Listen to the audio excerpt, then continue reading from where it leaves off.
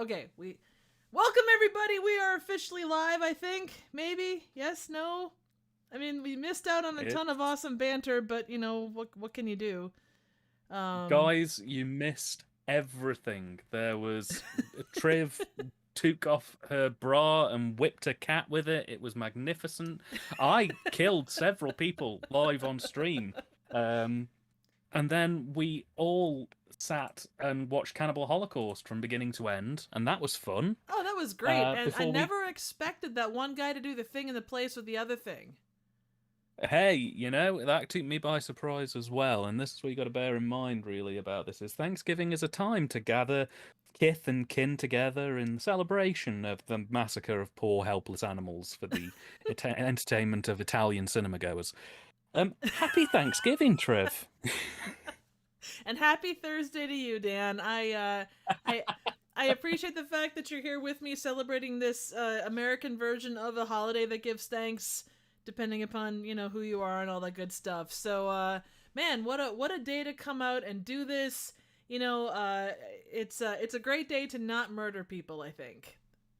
Well, this is the thing. One of my big favorite pastimes of Thanksgiving is going out to the various supermarkets Mhm. and murdering people blindly in order to secure a very cheap television. I think that that's arguably the spirit of Thanksgiving crystallized. No, Why today alone I've murdered.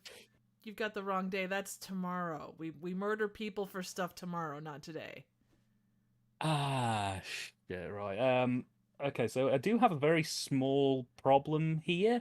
Okay. I'm actually currently straddling a man with a carving knife in my hands, and he's Okay. very quiet because I have already knocked him out. Okay. Well, I'm just wondering, will it be legal for me to finish this off today, or should I just put it away for a bit and finish it off tomorrow? I mean, you could probably kill him and then take him out for a nice, a nice roast dinner, maybe. That it's a nice idea. I'm liking it. Um, he is looking at me with very glassy eyes, though, and I'm not even sure if he is breathing. Oh, Um, oh, that is it is. poor taste to sort of push the roast into his mouth and kind of move his head to chew it, or should I just? That Is kind of that feels like inappropriate? overkill for what you're trying to do. I'd say if you're not gonna like continue to kill him outrightly, I feel like you could probably like stop and just let him be. Maybe use him later as like a pork roast. If you need leftovers. I'll tell you what. I'll go a halfway house. I'll put him in my freezer for a bit, and then at least if I take him out tomorrow, he'll be fresh. Oh, there you go. There you go. Just don't do like the microwave Yeah. massacre thing because we all know how that ended up and nobody was really the better for it. Oh, I remember the last time I microwaved one of my victims. Happy holidays. Oh, it wasn't it great. I mean, it's a great day for one and all, whether it's just an average Thursday or you're out celebrating with us. And I do say that we do have a couple of folks in chat with us. DVD and Film Bloke, hello. We hope you're doing well this Hello, fine hello. day. He's got his Happy arsenal ready Turkey Day. for tomorrow, so he's prepared. Proud of you. I'm glad I that you've think taken. we've Good. we've all done a lot of Arsenal covering over the last couple of days, and I'm glad that we're prepared. Absolutely. As long as you're talking about your own personal arsenal and not the British soccer team, because that would be weird. Oh, I was going to say, yeah, don't go fiddling with other people's arsenals. Not unless they consent to it. If they're okay with you touching their arsenal, then you go right ahead and do what you need to do. Absolutely. Absolutely. We But also yeah, have Kurt Smith, Mr. Swayze King Kurt himself. the king is in the room, and he shared a lovely photo on our Discord page earlier of some stuffing that he was making that looked absolutely gorgeous. Oh, Like it serious did. kudos on It that did. front. So good. It looks Mmm. incredible. So when you're able to enjoy that, Kurt, I hope it kicks a massive amount of ass. Um so we're just kind of bullshitting today. I initially had come to Dan and said, "Hey, oh, and apparently smells fantastic." So that sounds awesome. Oh man, where was our invite? Exactly. Exactly. You know how many people I had to kill to get a good Thanksgiving dinner today? The number might surprise you. Are we talking John Wick numbers here or more? Well, this is the thing. Those aisles in Asda are just ridiculously long, and you can only break so many necks before you have to get tired. You get tired and have to stop and have a bite to eat, and then obviously you've got to pay for it because you can't just eat stuff in Oh the no, of store. course, of So course. That would be rude. yeah, it would. It would. Well, I was going to actually ask Triv, on the subject of Thanksgiving, whether Turkey Claus managed to get you all of the things that you wished for this Thanksgiving Day. No, he came up short, unfortunately. But we're gonna do what we can to kind of I'll take care of that tomorrow and just go and get my own turkey claus gifts. You know. Well, So Turkeymas is the most festive time of the year. I, absolutely. it made me laugh really because this morning when I woke up, I know that Thanksgiving is kind of a thing that you guys celebrate, and over here it's just not really Right. the done thing. So I don't really know tonally how to react to Thanksgiving, whether it should just be kind of like, it's like Labor Day and you're just kind of like, hey, don't wear white on Turkey Day or something like that. Well, Or you don't want to whether wear white on Turkey Day anyway because like the chances of, the more tryptophan you take in, the more tired you get and the more you drip all over your shirt. So it's best not to wear uh, white from that perspective unless, every food that you're eating is white. he just sat there in a perfectly pressed white suit, white tie, white shirt, white trousers, just meat sweats all over the place. It's just a nightmare. Well, this is the thing. I wasn't sure whether to react with it, just sort of like, hey, it's Thanksgiving, enjoy, or whether this is like, I described it to you in a chat we had as Christmas the dry run. Oh yeah, Whether I should be absolutely. just like, Santa, turkeys, football, or whether I should just play it cool and be like, yeah, have a bit of pumpkin pie, why not? The game's on. Oh, Kurt's saying we could market a Colonel Sanders turkey. I would like that. KFT, Absolutely, Kentucky yeah. Fried Turkey. I'd be down for that. Yeah, woohoo! You could get And you could do something called a gobble box. oh god. The tagline could be, "How do you gobble your box?"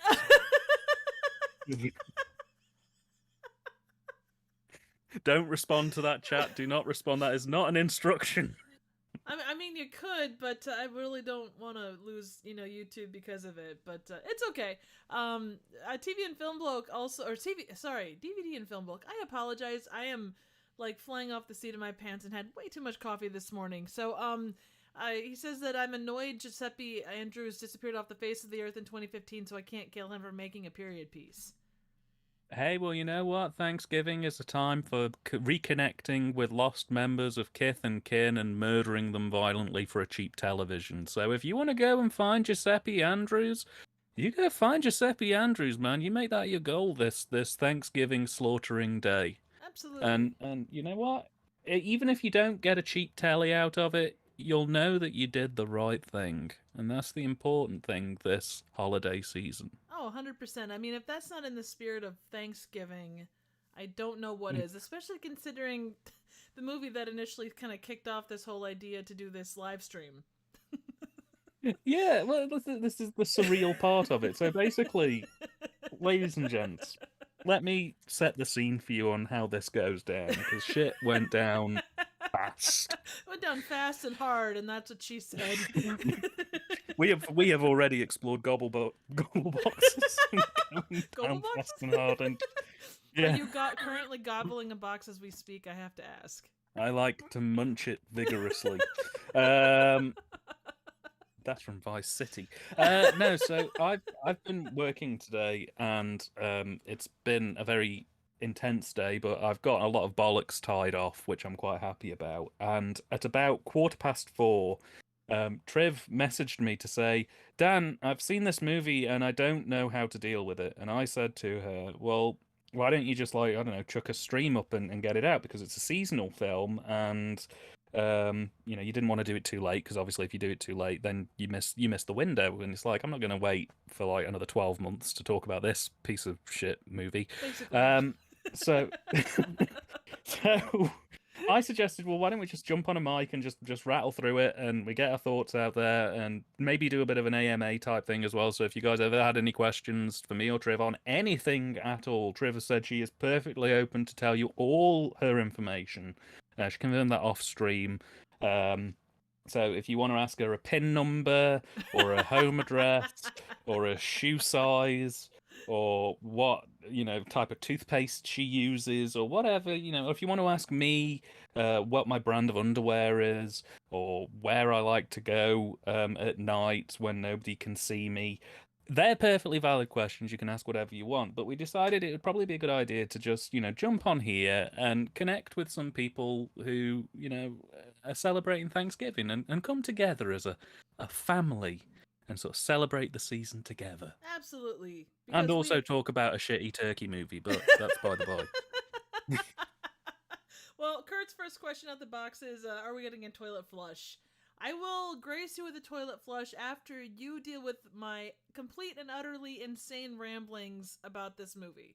That will be your Thanksgiving cranberry sauce in a can from me to you for making it through the insane ramblings that we are about to lay on you. Absolutely. When we did do a poll where we asked whether we should have a seasonal flush, and the results have come in, 5 people have said yes, they want some form of a seasonal flush. So, considering you didn't give them another option. I deal in a fair election. If you're trying to say that this was a stolen democratic process. Isn't it always? Also, real quick, I have to say, hello, Fro. I hope you're doing well. If you get the chance, Another Digital Citizen is an incredible podcast. You have to go over and check it out. It's all where you find podcasts. Go check it out. Awesome guy in chat. And also hello to Entertainment Hideout. Thank you very much for joining us. So I didn't know how many people were going to be on stream, but thank you so much for showing up, and I hope you enjoy the weird ramblings that I'm sure that will proceed. So I don't know, is there any other background we need on how we came to this point, do you think? So we said let's do the stream, and you immediately hyped up on coffee and presumably some other form of substance went, yes, this is exactly what we need to do. We need to get this done now, Dan. Now, do you hear me? And you reached through the phone like that girl from The Ring and sort of shook me violently. And I'd just clocked off at work, so I had no idea what was going on. I was just trying to get through this life, but you had other plans. And you raced into my Discord group, which, if anybody out there is interested in some really nice chats, there's a really good Discord group that me and Triv kind of appear on, and we sort of talk about all sorts of nice stuff. I'll try and get a link for it at some point. But you sort of plowed into there and announced this big stream was happening. Then you plowed onto Twitter and announced this big stream was happening. And then you stopped and you went, hang on. How is this going to work? What's the angle? What are we doing here? And I just suggested, well, why don't we just treat it as laid back and we just have a chat with some people? Because, some people probably don't celebrate Thanksgiving. Others people probably don't have people to celebrate Thanksgiving with. It'd just be nice to talk about a really shitty turkey movie and just hang. And, if you guys have any questions for us, feel free to ask. And we'll answer them throughout the stream. And we're going to talk about Thankskilling 3. Triv is going to talk about Thanksgiving 3. I'm here to kind of be her support cudgel, the person she kind of holds onto whilst having this emotional breakdown while she talks about this film. Because she gave me a basic plot rundown whilst we were setting the stream up, and it could be best described as eye-wideningly maddening. That's about so we're gonna. Yeah, so we're going to celebrate Thanksgiving the way our forefathers, well, your forefathers, my forefathers tried to, stop you for your forefathers from even having a country. So we're going to take it back to the old school and celebrate it with turkeys and explosions, the two things that unite the UK and the US in a mutual love. Absolutely. Well, and I didn't know that I had 4 fathers. I thought I only had one, but, that goes to show you what I know. Oh, good Lord.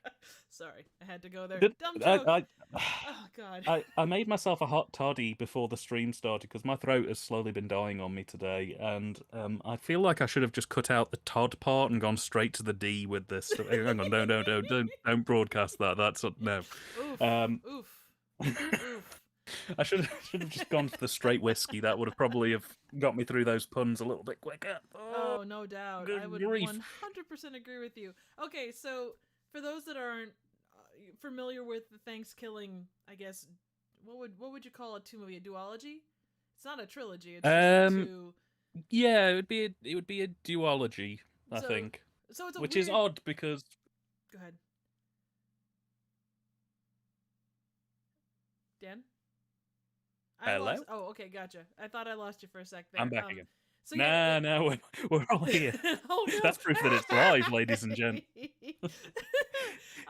So, As a warning as well, guys, before we get properly into this, about 10 minutes before the stream started, Triv had a major power cut, which we treated as a good sign. absolutely. Nothing So could go wrong. if everything goes quiet and shuts off for once, it might not actually be a computer. Yeah, it might not be my computer being a potato. It could actually be bigger issues, but we will deal with that as we go. So, for just a little bit of background on the series. So, the original Thankskilling was made in 2008. It was a super low budget. I think the budget was only like $3,500 for that. And for those in other countries, I guess judge that how you will. I think that'd be around 300 pounds, and I'm not sure what it would be in krona. But it kind of runs in that realm of things, and I only say krona because Fro is from Norway. Anyway, that's neither here nor there. But I just thought you were being spontaneous, well, sort of in a Monty Python way. And now for something completely different, etc. Basically. So it was made for $3,500, and then judge accordingly based on where you're at in the world. It was shot in 11 days, and this thing was essentially, they have a turkey that they poised as a killer. It comes up every 500 years as part of a curse and just kills everybody in sight, essentially. And it's a really shitty puppet, and it basically goes on a killing spree and takes out it goes basic, traditional slasher, but in a really goofy ass way, and kills a series of college kids that are making their way back to their hometown to celebrate Thanksgiving. So that's kind of the overall thing. At one point, there's a cheerleader that gets railed by the turkey. There's a guy that eats like a cartoon cooked turkey, and then the turkey explodes out of his chest. And this turkey is very creatively named Turkey, only with an IE as compared to a Y or an EY. So take that how you will. So the second one is actually Thankskilling 3. It came out in 2012. Had a Kickstarter budget of $100,000. Actually made $112,000. Was shot over the course of 50 days, and was considered to be it was originally just called Thankskilling sequel. They changed it to be Thankskilling 3 with the gimmick of them and the basic plot of them trying to destroy the remaining copies of Thankskilling 2, which was like Thankskilling in outer space. So that's kind of the overall franchise thing. So Everyone breathe. Yeah, exactly. That's kind of what it comes to. And looking in chat here, yes, DVD and Film Bloke, it is wholesome family fun on every level. It should become the next family classic. The puppet is very much on par with the puppet from The Giant Claw, although it has more, I don't know, it's like half of a turkey decoy, and then the other half is just a weird turkey head. And then, let's see. You'd rather see a movie about his brother Jive Turkey. So, yes, I would 100% agree having watched it. Also, hello to the classics. Hope you enjoy this rambly, weird thing. Hello. That is kind of the basics of the duology or trilogy, depending upon how you go. The original is hilarious on a low budget level. Stuff comes out of nowhere, and you will laugh your ass off. It is beyond weird, and the characters are stupid, but they're like endearingly stupid. So highly suggest it. I actually reviewed it. I think it was a year and a half ago. I reviewed the original Thankskilling, and I laughed my ass off. It has become a movie that I watch every Thanksgiving because it's just so fun. But this one. it is like 30 pounds of sex jokes, puppets, and just puns crammed into a 3-pound bag, and it's just, oh god, I don't even know where to start. You could say it's overstuffed. funny guy with the funny face. Oh Who my god. who overstuffed this turkey? Dadumch. So basic overview of this, and I would worry spoilers, but there's really, this movie is so all over the place. I don't think you can properly give it a good idea of what it is. It's got a 28% on Rotten Tomatoes, so take that as you will. And it's very DVD and film look. It's very much in the realm of Meet the Feebles. They in their trivia they say that it was a combination of Evil Dead, Meet the Feebles, and Labyrinth, which I'm not sure if that means anything. It's definitely more Meet the Feebles than anything else as far as the type of puppets that they're using and such. So the idea is, I was going to say it certainly sounds very diverse. It's oh yeah, I mean, I've not seen this film for the audience's clarity, but in the prep for this, I read through the synopsis and I've checked the trailer for it, and it definitely does have that Meet the Feebles vibe. It's very strong on just that slightly demented puppet angle.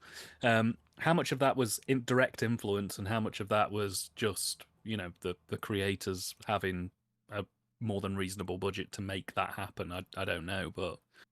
seen on that front, I'm not 100% sure because it did have a much larger budget. It had a lot more time to work, or a lot more money to work with, and quite a bit more time to work with. But given the puppet angle and some of the problems that they seem to have run across as they went along, I'm going to say that even though they had that time, like technically, I thought it was well done. They were ambitious. They didn't just go, well, we got $100,000. Let's just poop out a sequel that's just like the original. I mean, they went very far from the original materials, but the overall, what they came up with from a plot perspective was, oof, and that's a gigantic oof.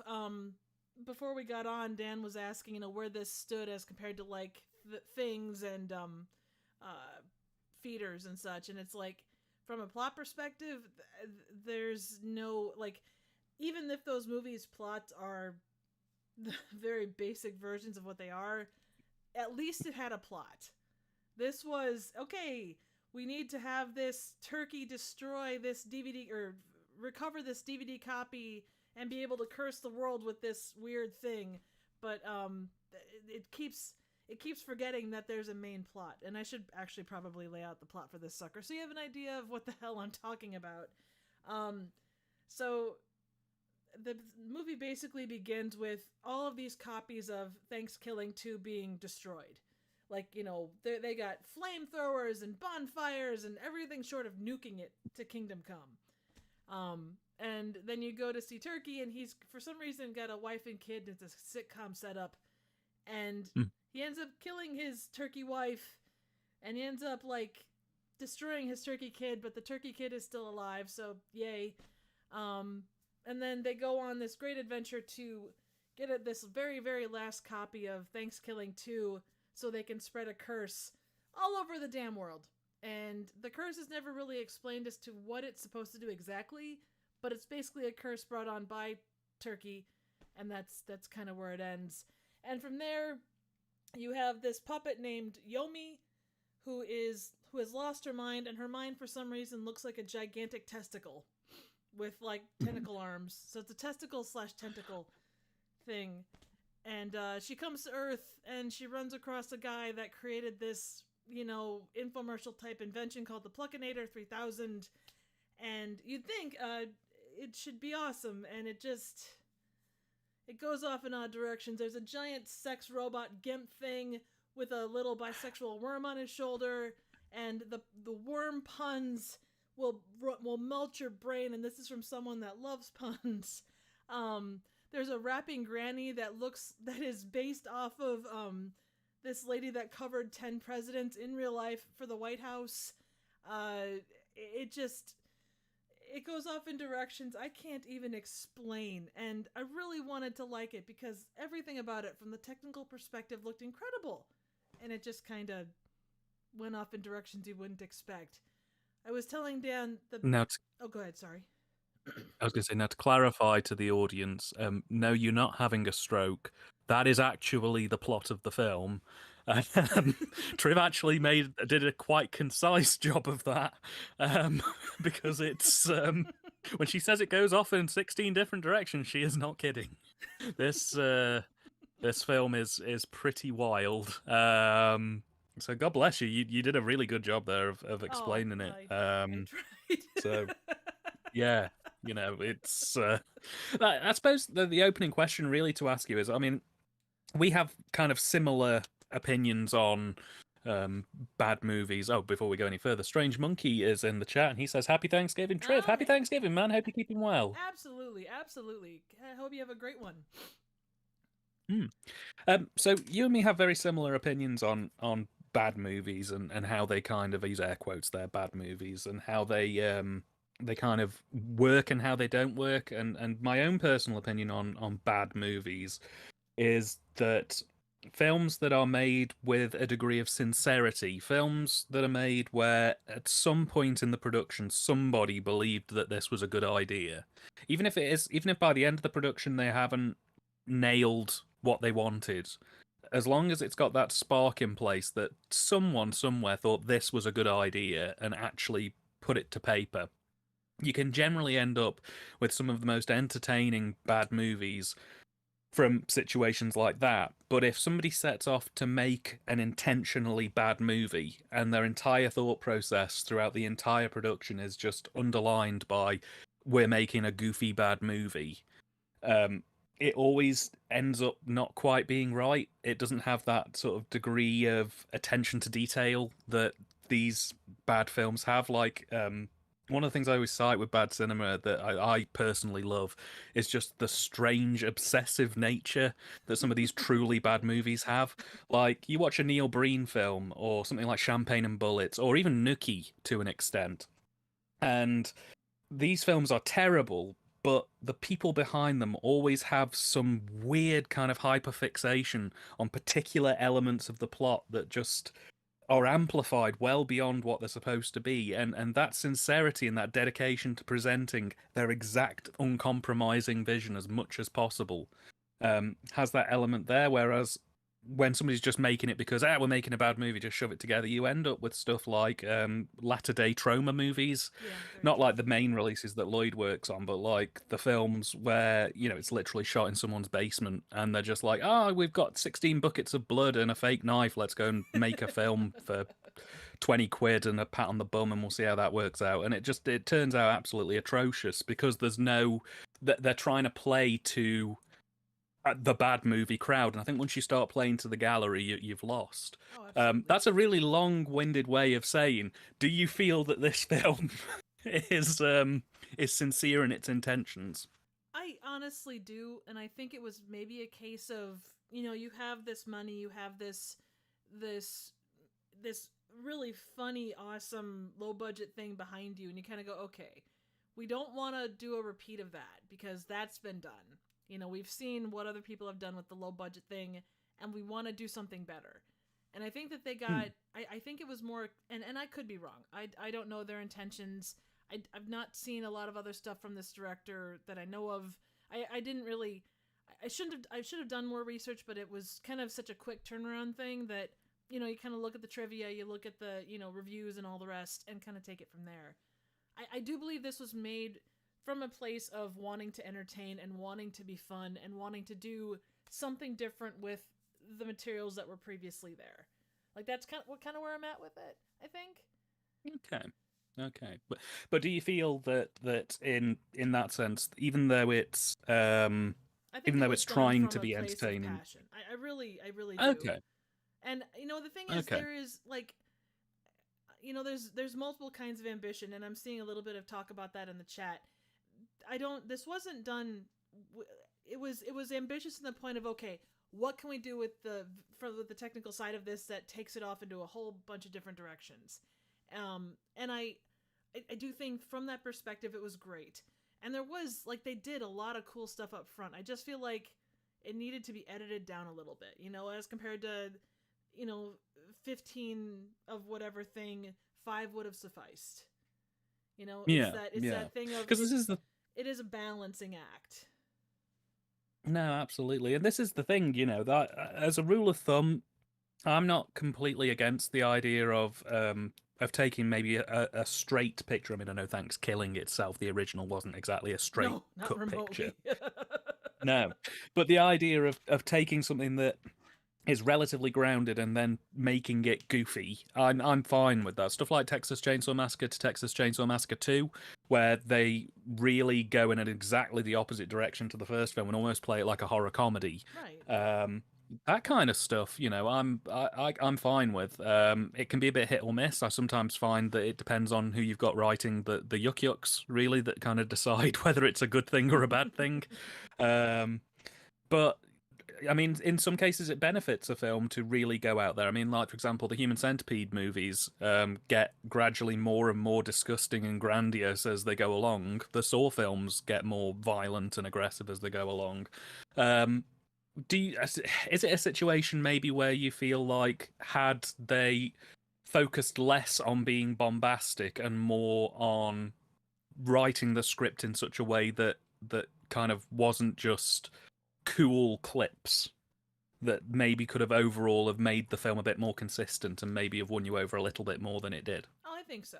And I mean, I'm looking in chat here, and Fro is someone that loves this movie, and I 100% can see why. I think given the people you watch it with, it's like any bad movie, or any movie period. If you go in, and you're not maybe in the right mood, if you don't have the right, like, if you haven't, say, because I know for me, like, when I settle back in to watch any bad movie, I tend to have a drink, you're chilled back and all that stuff.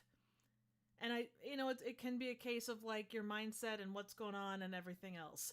For me, I don't think this would be one that I could ever look at and go, this is totally the movie. I love this. I want to, include this on my giving movie list because it's so fucking funny and it leaves me on, laughing, all the time.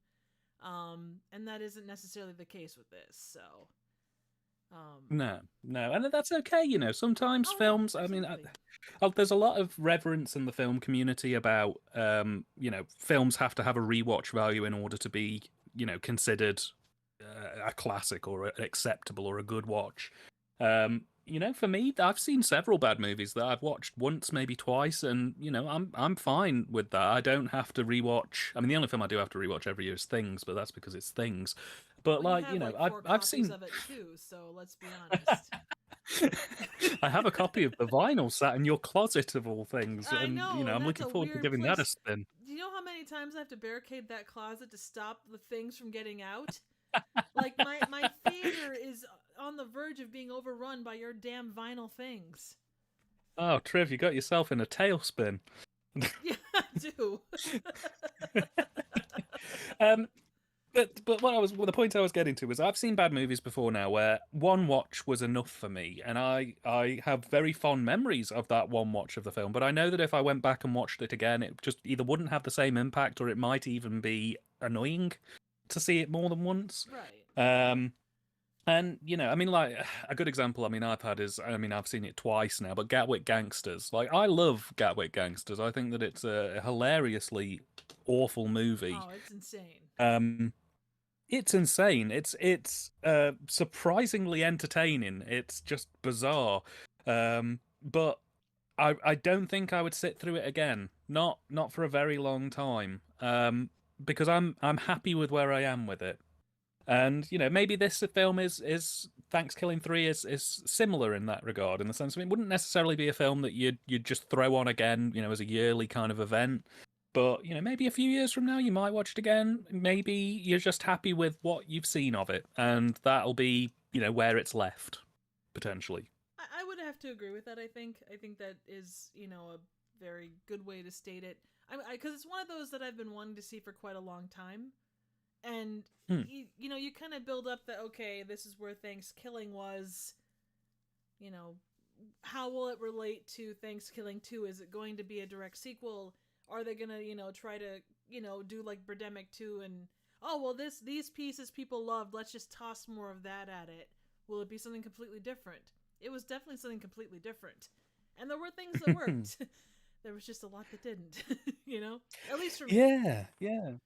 No, that's totally understandable. I mean, I'm the same with Champagne and Bullets. I mean, I love the shimmy slide. I'll put the shimmy slide on whenever I'm feeling down. Just give me 5 minutes and the shimmy slide, and I'm back in the game. I'm back in the ring and fighting fit. But it's one of those movies that I've watched 2 different cuts of it now, and I'm kind of good.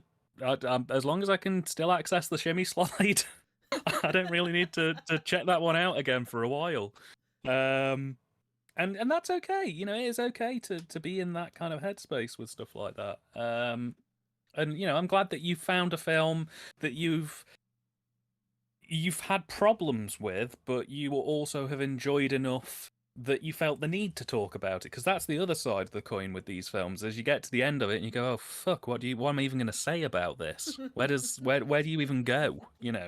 There's just so little there that you're just kind of like, well, it exists. It's currently burning carbon. What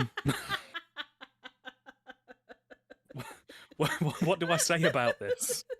I'm sure you've had the same as me, where you finish the credits of a film, you sort of open your Word document to start writing your script, and you just stare at it and go, what the hell was why that? couldn't this film be why couldn't this film be Halloween Resurrection? I could write 6 pages on Busta Rhymes quite happily. What's going on here?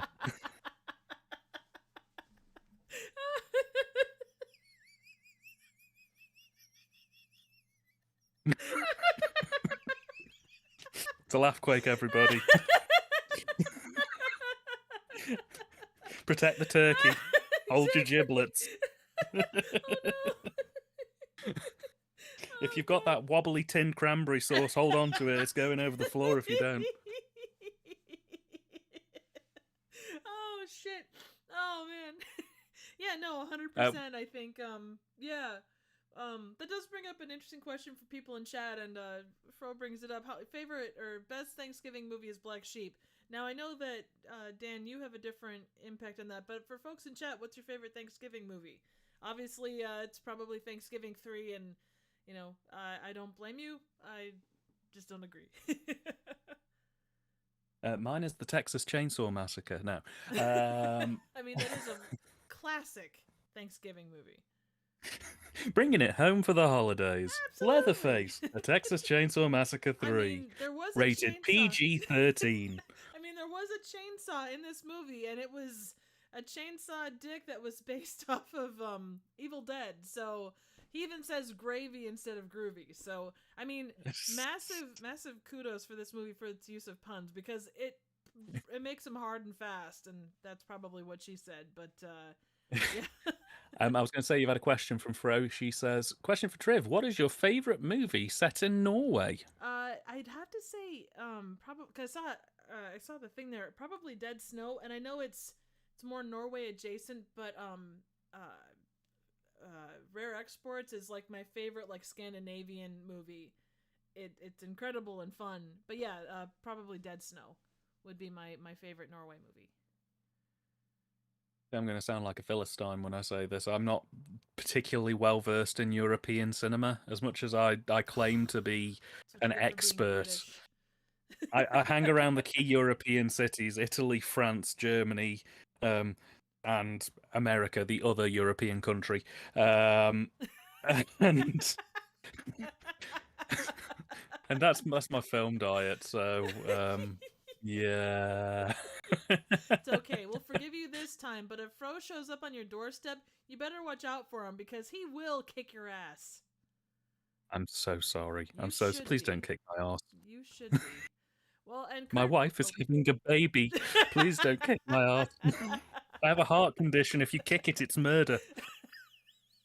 Kick your ass or kick your heart? There's a difference. I mean, I don't know. It depends how big his boot is, let's be honest. That is true. That is very true. He will kiss your ass.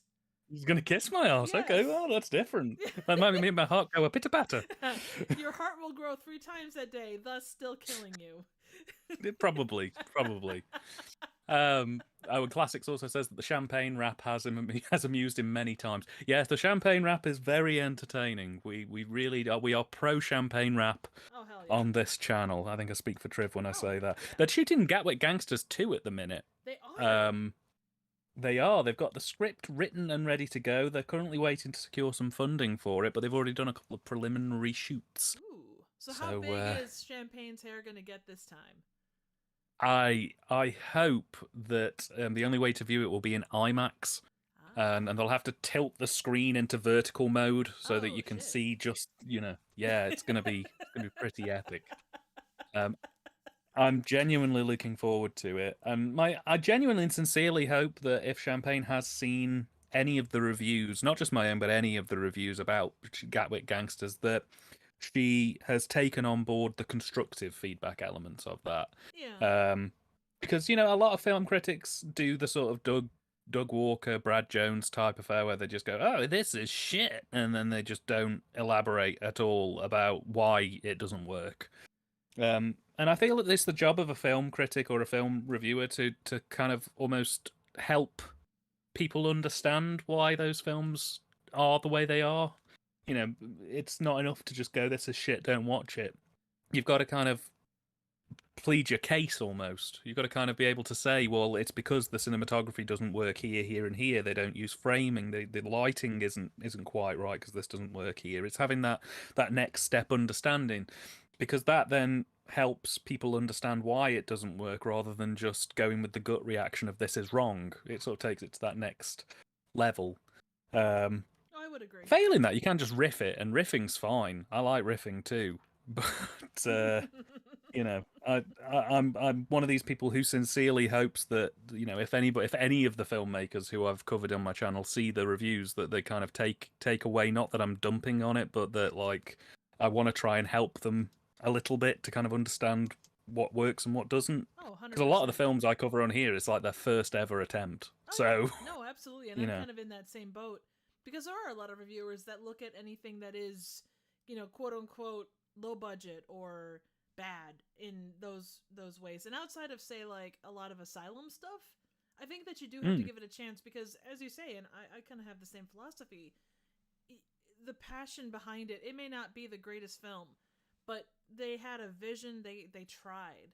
They did their best with what they had available, whether that be money, whether that be talent, whatever, and to put out something good or something entertaining.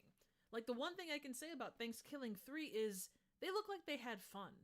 I mean, even if you look at like the Kickstarter page, the facts on the IMDb page, which I'm assuming someone associated with the movie kind of went through and did, just because the answers are rather cheeky and the questions themselves are relatively cheeky. There is an element of fun to that. And I honestly, I mean, can you make a movie about a killer turkey, that involves puppets and a rapping granny, who's based off of a press secretary or a press, White House press person? That you have to have a sense of humor about that, I mean, it sounds to me like all that was missing was Dennis Hopper. Let's be completely honest. Oh, that or Tommy Wiseau, I think. Yeah. Let's get Barry in there. We'll get Barry J. Gillis. He'll come and I don't know, play the Turkey Exorcist or something. That'd be great. Absolutely. Yeah. Looking at the chat, I've just noticed in the chat. Go ahead. I was just going to say, I noticed in the chat, Time Puppeteer has popped in. And also, to answer your question, that's the reason why Planes, Trains, and Automobiles is my favourite Thanksgiving movie.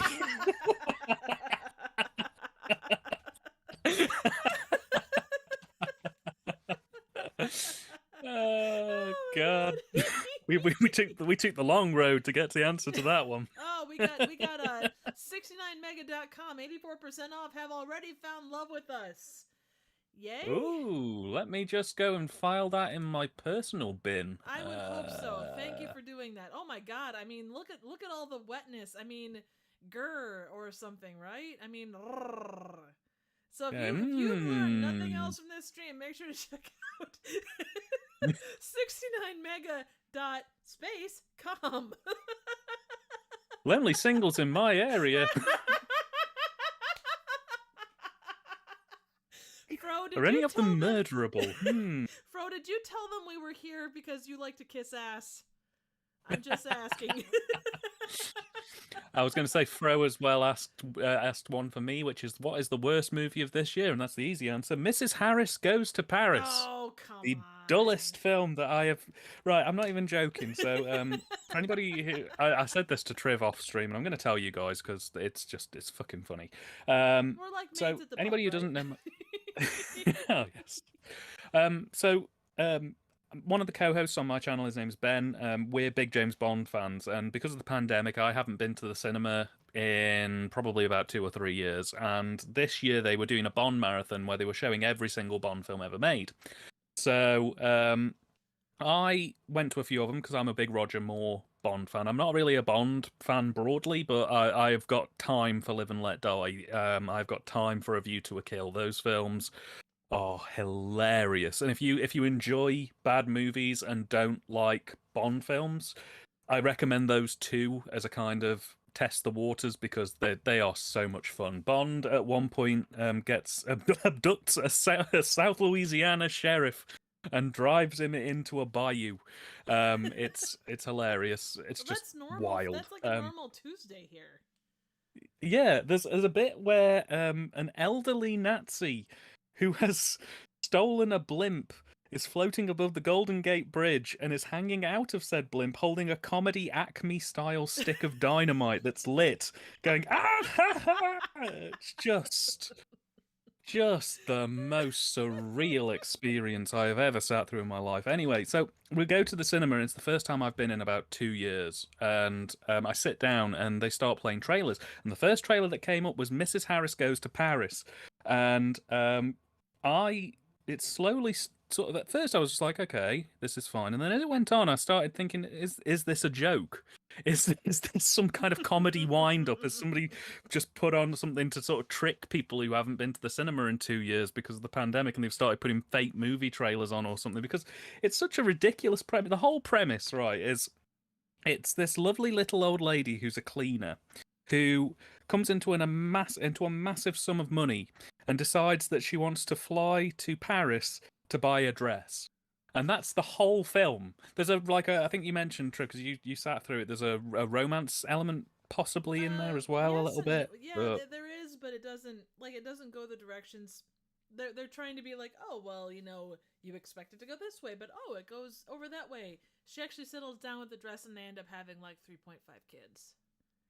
Jeez. And this is the thing, it seemed like such a bizarre premise for an over hour and a half long movie. Like this is a short film at best, let's be completely honest. Oh yeah.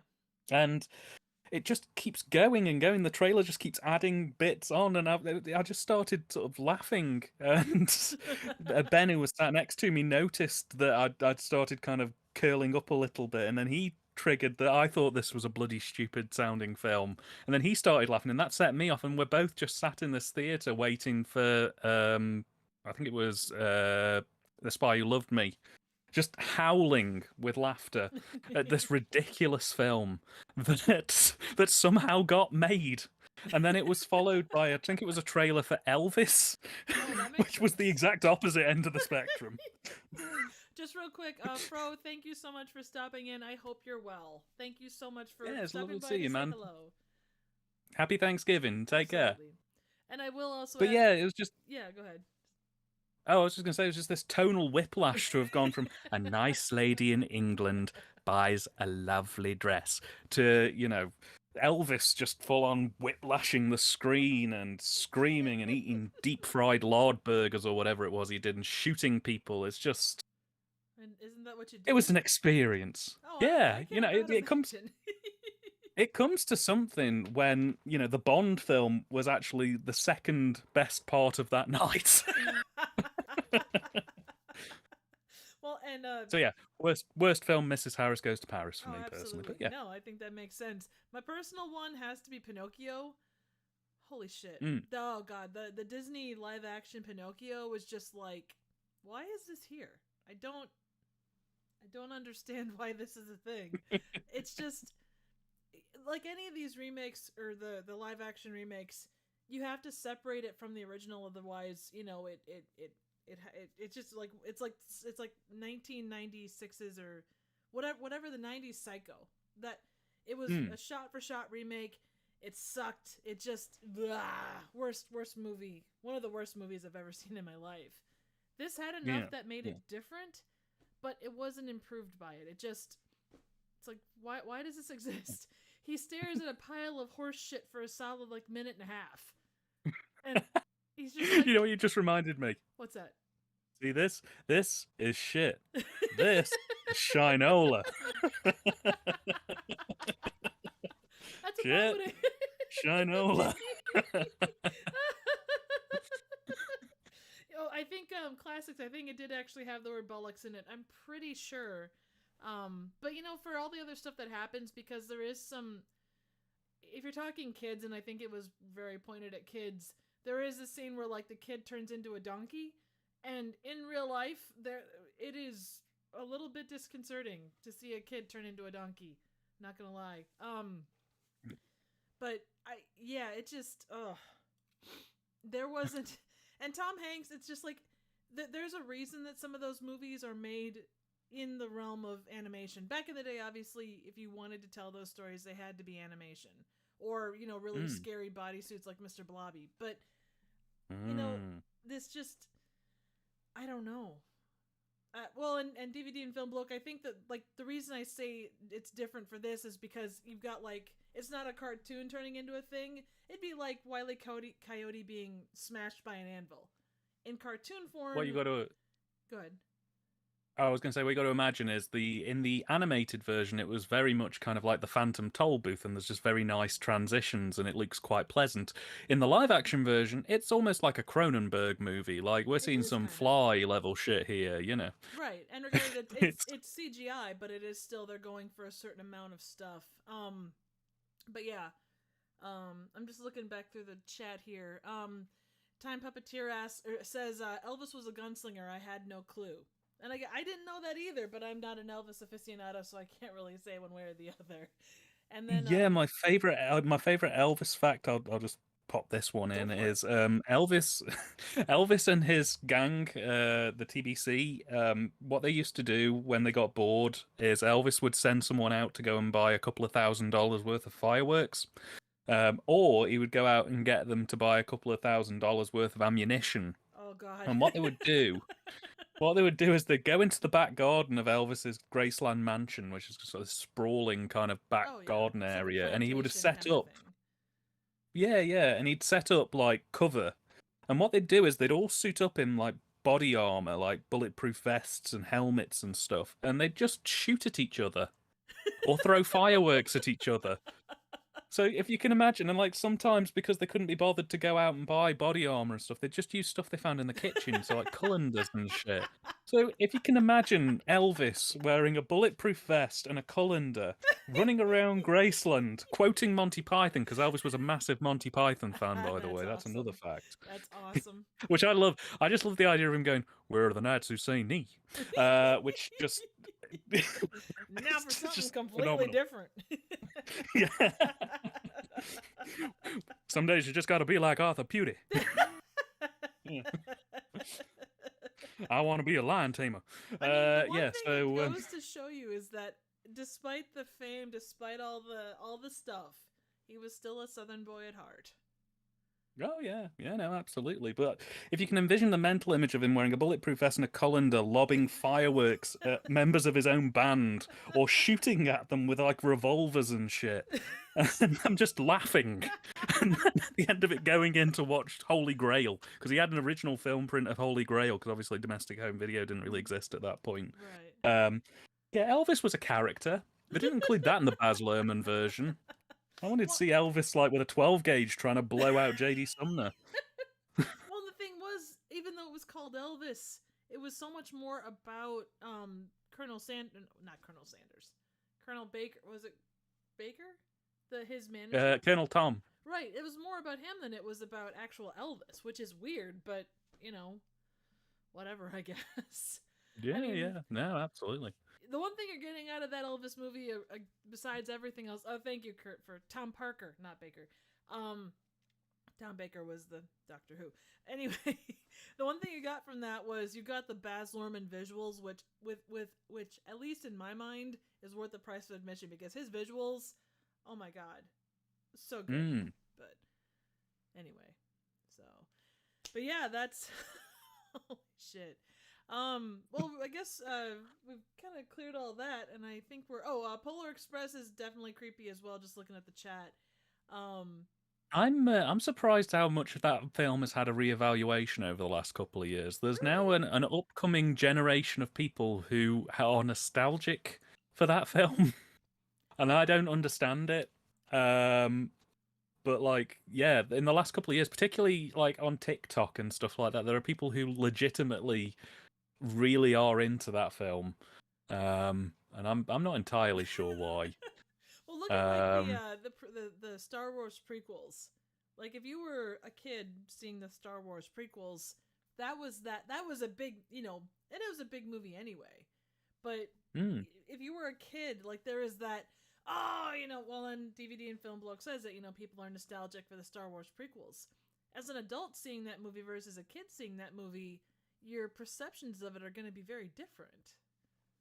Oh yeah, and no, that's the same absolutely, thing with, absolutely. With Polar Express too, because those kids are starting to come more of age too. No, very much agreed. Very much agreed. And also, I should also point out Star Wars Episode 1, second greatest on-screen appearance of Brian Blessed, which is always loved.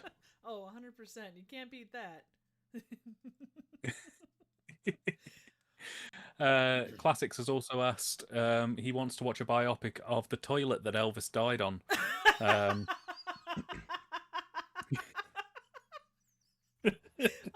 speaking of that, being that you all sat through my god-awful retelling of / review of Thankskilling 3, I probably should go flush my toilet for you now, You've been very patient. Please. All right, we have waited long enough. Yes, you have. Let me get I can't take my microphone too far further out here, but let me see if I can get you a proper setup here. So give me a second, I'll be right back. We've been doing this for months now. We should have at least a lapel mic or something set up in the bathroom. You're not wrong, but I really don't need people hearing my toilet when I'm, when I need to run out and do a thing quick. I want it to be very specific. And for those in the chat that don't know what the hell we're doing, Dan, why don't you go ahead and explain it? Because I don't even know how to explain that whole phenomenon. So basically, Triv's toilet is literally next to her desk, seemingly. I don't know why she I think she said something to me a while ago about it helps her to focus on both tasks at hand when she's editing a review, if she can just sit on the porcelain for a little bit and, let things happen. But basically, she has trouble muting her microphone, and several times, and I still think it was on purpose, several times, you would say, oh, I need to go to the bathroom, and then she would vanish, and then we'd hear a very distinct toilet flushing.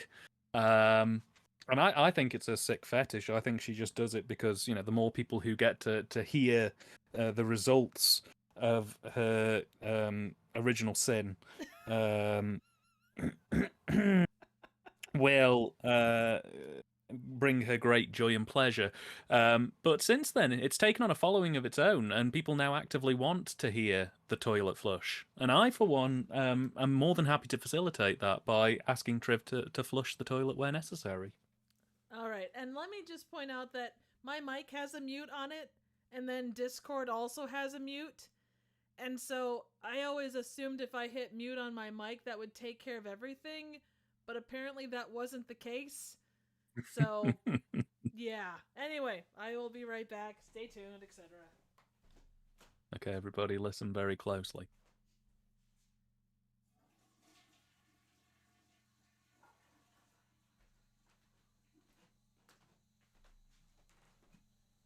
There you go. That's your toilet flush for this live stream. And for those that are just joining us, oh, for God's sake. Also, hello, Do you want Mike to know Silva. the best?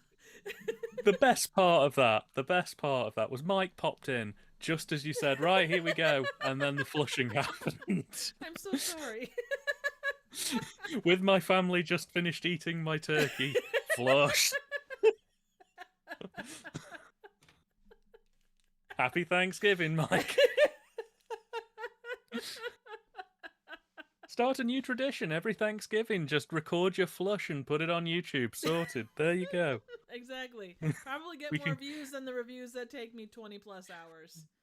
we can gather around the porcelain and sing crappy songs. You know.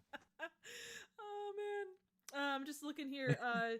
DVD and Film Bloke ask if this is the toilet from Train Spotting. No, unfortunately it isn't. It's a little bit newer than that, but we could claim it is, I guess. Time Puppeteer says disguising a fetish for a meme. Absolutely. Absolutely.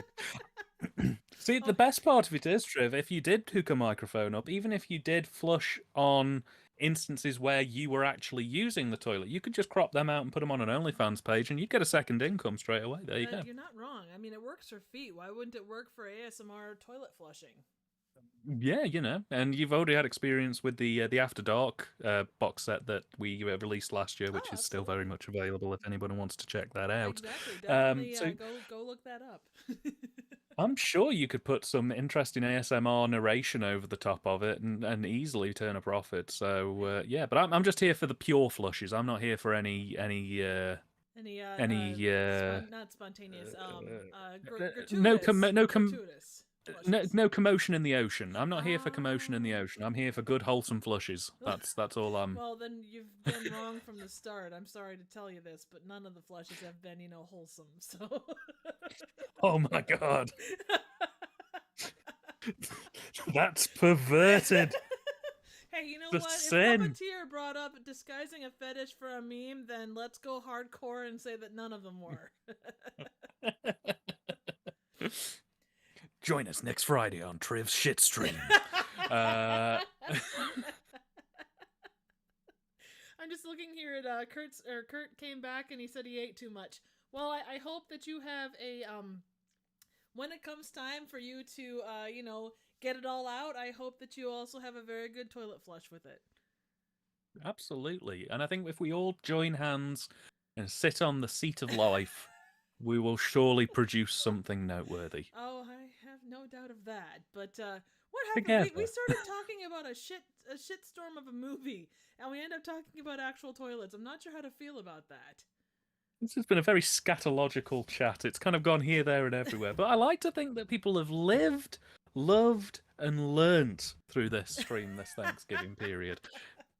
I for one, am thankful for Triv's toilet. If it wasn't for that toilet, none of us would have met and hung out and ended up being the awesome group of people that we are. I mean, you're not wrong, but we should actually come to the the advertised AMA part of this whole thing. So, folks in chat, if you have any questions, and a couple have been asked, but if you have any questions that you'd like Dan or I to answer, yeah, ask away. We'd be more than happy to answer them, and if there aren't any further ones, we'll kind of do another toilet flush and go from there. So Kurt asks, white or dark meat? Yes. I'm happy with any meat. I am a big meat eater. Careful, you guys are all sinners. What goes on in the privacy of my bathroom is between me and Turkey Jesus. I like both. I tend to go white though generally if I'm doing where I have a choice or if it's like a post sandwich. Oh, so you're basically Ron Swanson, British one. Hey, I've got a nice single malt here. I'm gonna go down and eat some artisan bread, and I'm gonna just take my time and enjoy life as intended. You absolutely have to. I'll take that. You absolutely have to.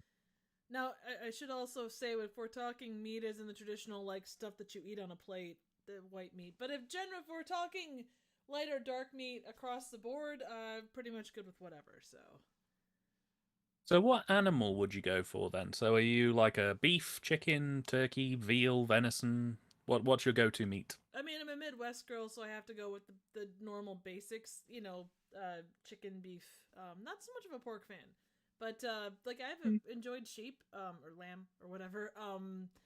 Yeah, I kind of go for whatever. I'm up to try anything once. So with or without ranch? Weirdly, I am not that big of a ranch fan. Really? Yeah, it's okay, but in the grand scheme, there's other toppings. I'm a big fan what is it? Like Chipotle mayo or things like that. So Oh, that's yes. We have there's a brand over here called Nando's. I don't know if they have it over at your neck of the woods. we don't, but I'm But they familiar do. with it. Yeah, so they're a chicken place over here. They charge a fucking fortune. It's ridiculous. Like you get half a chicken and some of their signature sauce, and it works out like $20, something Oof, like that. shit. Yeah, it's insane. But they started quite recently selling the sauces separately in supermarkets, and one of the sauces they sell is called Perinase, which sounds like a condition you'd go to your doctors with after the hemorrhoid cream stopped working. Um, but it's actually like peri peri like sauce mixed with mayonnaise, and it's surprisingly nice. It's like a smoky chipotle type Ooh, vibe, but it's creamy. It's really nice. It's that really sounds good. awesome. Mm. Well, this is the thing in the world of ranch, for example. We had Newman's Own, and that's it over here. They don't sell ranch, and Newman's Own is only available in one supermarket, and that's it. So you have to go to this one shop and pay. I think it's £3 a bottle Oof. for just one brand, and if that shop doesn't have it, you're out of luck. Because unless you can go to another one of that brand of shop, which Right. there isn't very many of, you just do without. Now, you recently sent me some Nature Valley, I think it was. Hill Was it or Hidden Valley? Hidden Valley, yeah. Hidden Valley, yes. And I tried some of that with some Southern Fried Chicken, and my God, my life has changed fundamentally. I put a little bit too much milk in, but it still was absolutely delightful. And Awesome. I'm going to make a big batch of it at Christmas, and I'm going to basically just swim in it Nice, because nice. ranch is gorgeous. It is very good, and there's actually quite a few varieties. There's actually a salsa ranch that we have over here, so it's a Ooh. little bit more spicy, but it's very good. Just looking here, Time Puppeteer says Perry Mayo is delicious. Oh, agreed. Absolutely agreed.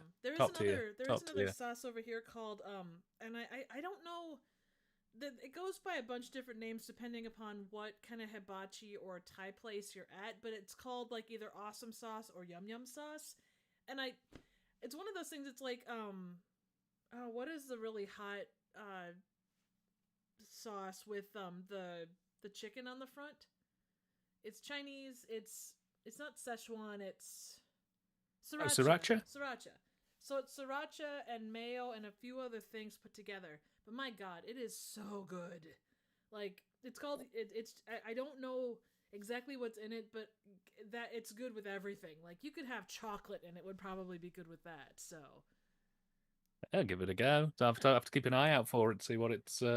Well, after the stream, I'll try and look it up and see if I can find any in yeah, my area. no, absolutely. Um, I, if it comes down to meats, I'm a chicken guy personally. I think it's a very versatile meat. Does the job.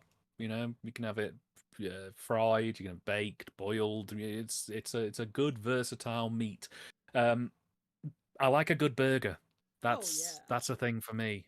A good burger is a beautiful thing. And it's surprisingly hard to find a good burger these days. Like most places overbread it, and then you just end up feeling like you're eating a deep fried sandwich, basically. That is true. That is very true. And it is about But yeah, yeah. it is about the balance of things. No, absolutely, absolutely. I mean, my favorite thing to do at the minute is we sell. I don't know whether they have it, whether they import it over to your place, but they do over here Aberdeen Angus burgers, Oh, which are very, very densely packed beef burgers. Very highly seasoned, but they're absolutely gorgeous. They're a proper weighty burger. nice. And I like to basically drench mine in ooey gooey cheese Mm. and just tuck in. And oh god, I can eat like three, and then I don't even want to sit up anymore. But I'm okay with it. Life is good. Absolutely. I'm just looking here. Kurt says he's not a fan of sriracha, but he loves Frank's Red Hot because you can put that shit on everything. For biscuits and gravy. Agreed. I don't do a lot of hot sauce, but yeah, if you're gonna do it, Frank's is a pretty solid choice. Um, See, for am I going to cause controversy here when I say that I'm not the biggest Frank's Red Hot person? no, not at all. I I had it with because Domino's Pizza over here have Frank's Red Hot included as a dippable sauce, so you can have like sour cream and chive. You can have barbecue, and they do Frank's Red Hot as one of them. And I find it very, very vinegary, and a bit like salty. There's not a lot of flavor behind it. It's just fire and vinegar, basically. No, that's okay. So And taste yeah, buds are different depending upon, you know, who you are and what you are. Like, I used to work at a pasta shop, and they had a wide variety of like spicy pastas.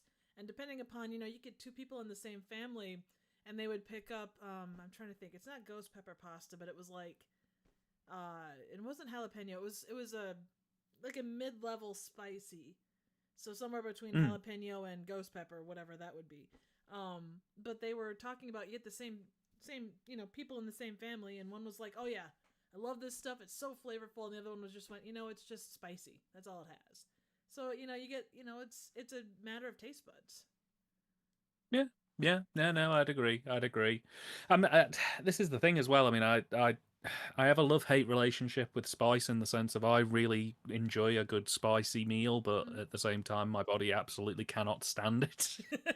So, you know, if I'm ever going to order anything with any heat behind it, I do kind of have to write off the rest of the next couple of days, not just because I'm not moving anywhere. I'm just going to lie there going, and feeling instant regret. But it'll be worth it because it's delicious. But yeah, you know, I'd go chicken. Burgers are good. You know, I've had things like venison before, and it's very gamey, but I'm not smitten with it. It's not something I particularly go for. Beef.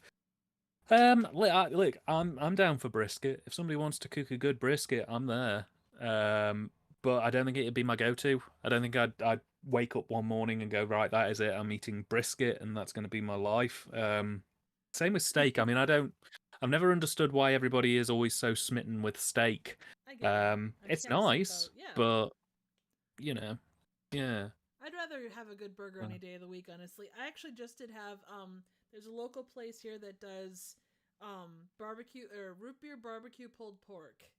And then mac and cheese on top of it, which sounds like one of those weird American things, but honestly the combination of that sweet barbecue sauce and the salty cheesiness, oh my god, it was life-changing. So good.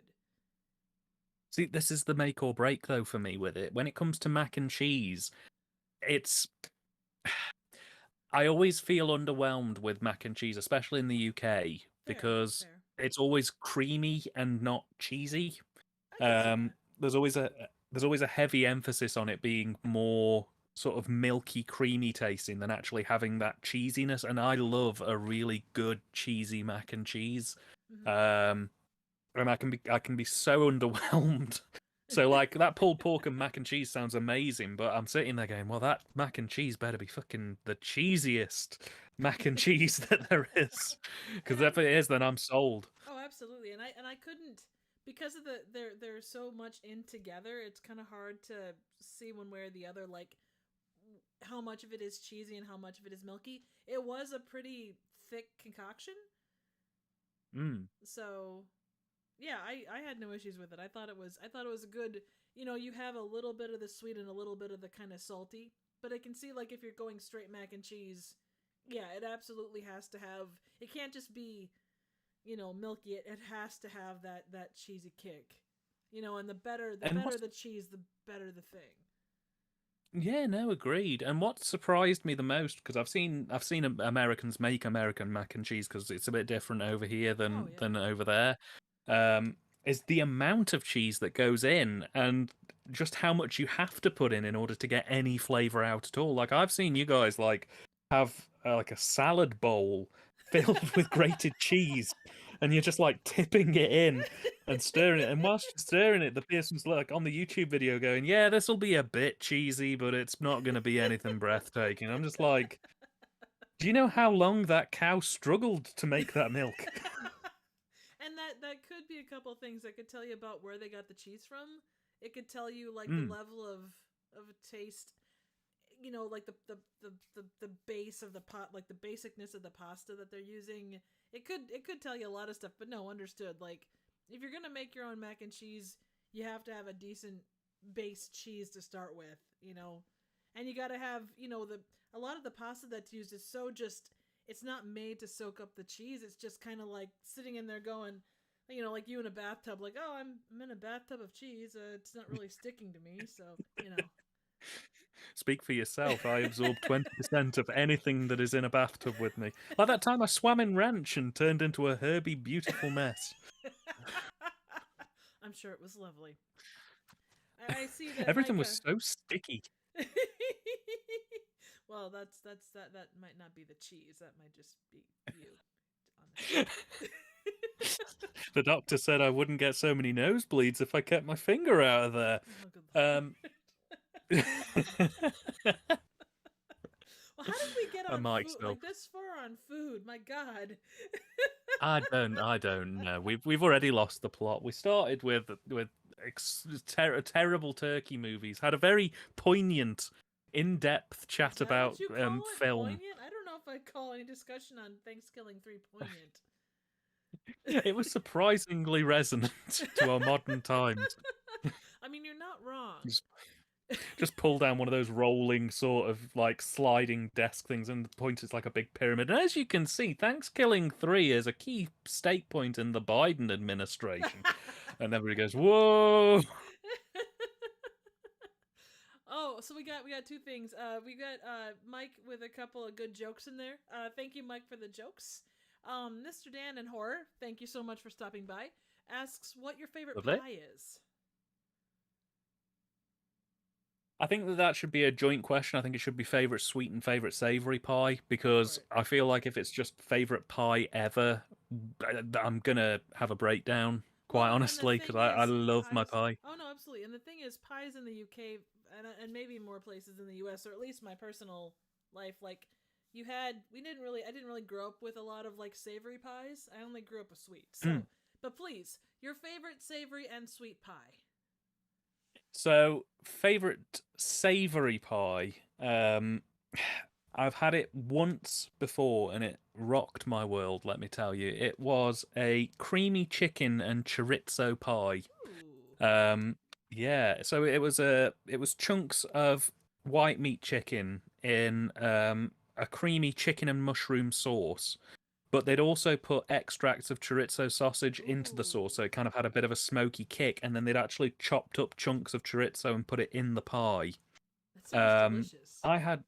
I had one bite, and I did a Doctor Strange. My soul sort of left my body and went to a tropical beach, and Freebird was playing, which was great. And it was only when I sort of got back to my body I realised I'd eaten the entire pie and two more of the pies, and now the pie shop was on fire. Oh, God.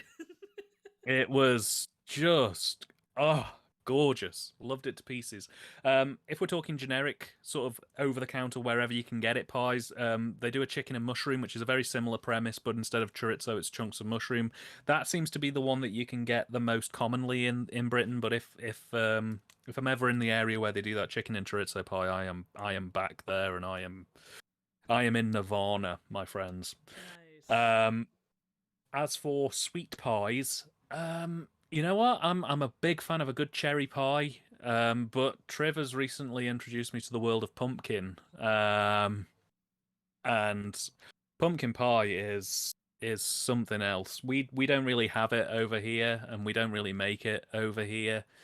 But like I say, I have one bite of that thing, and Hotel California's playing, and life is good. Well, and that goes to show the making of it from your end too. It's not just the internal makings of it, because you made that yourself.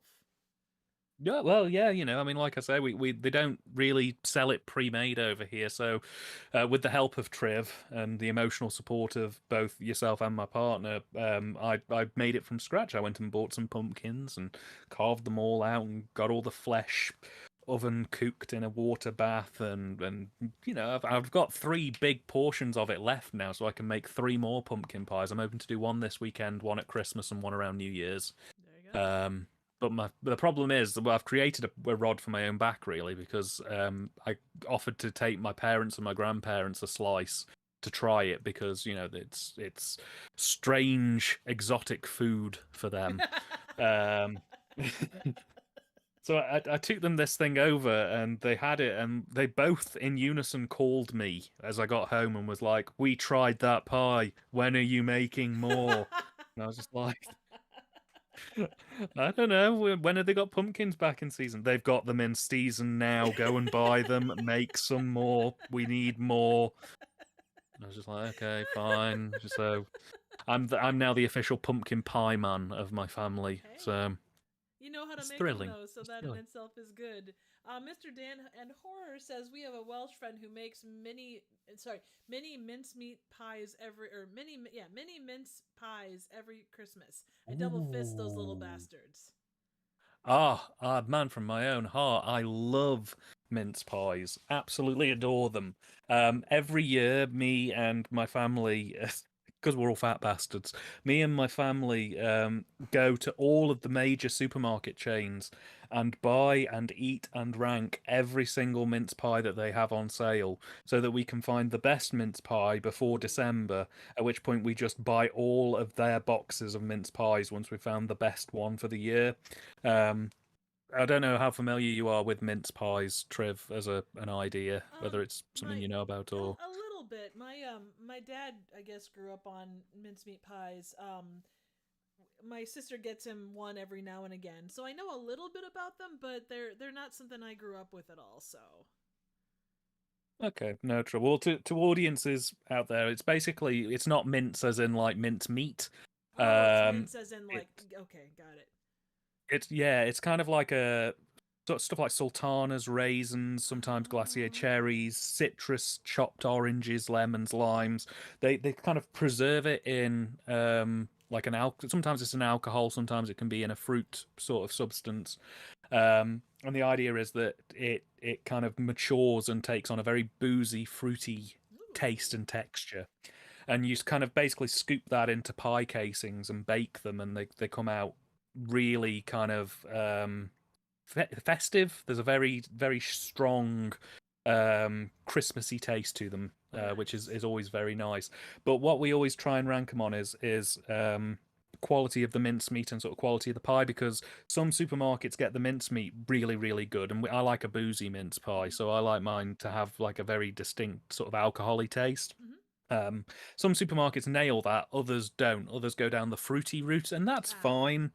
But it just doesn't have the same Christmassy kick. And then there's some that do the pastry really well, and it's nice and light and crisp.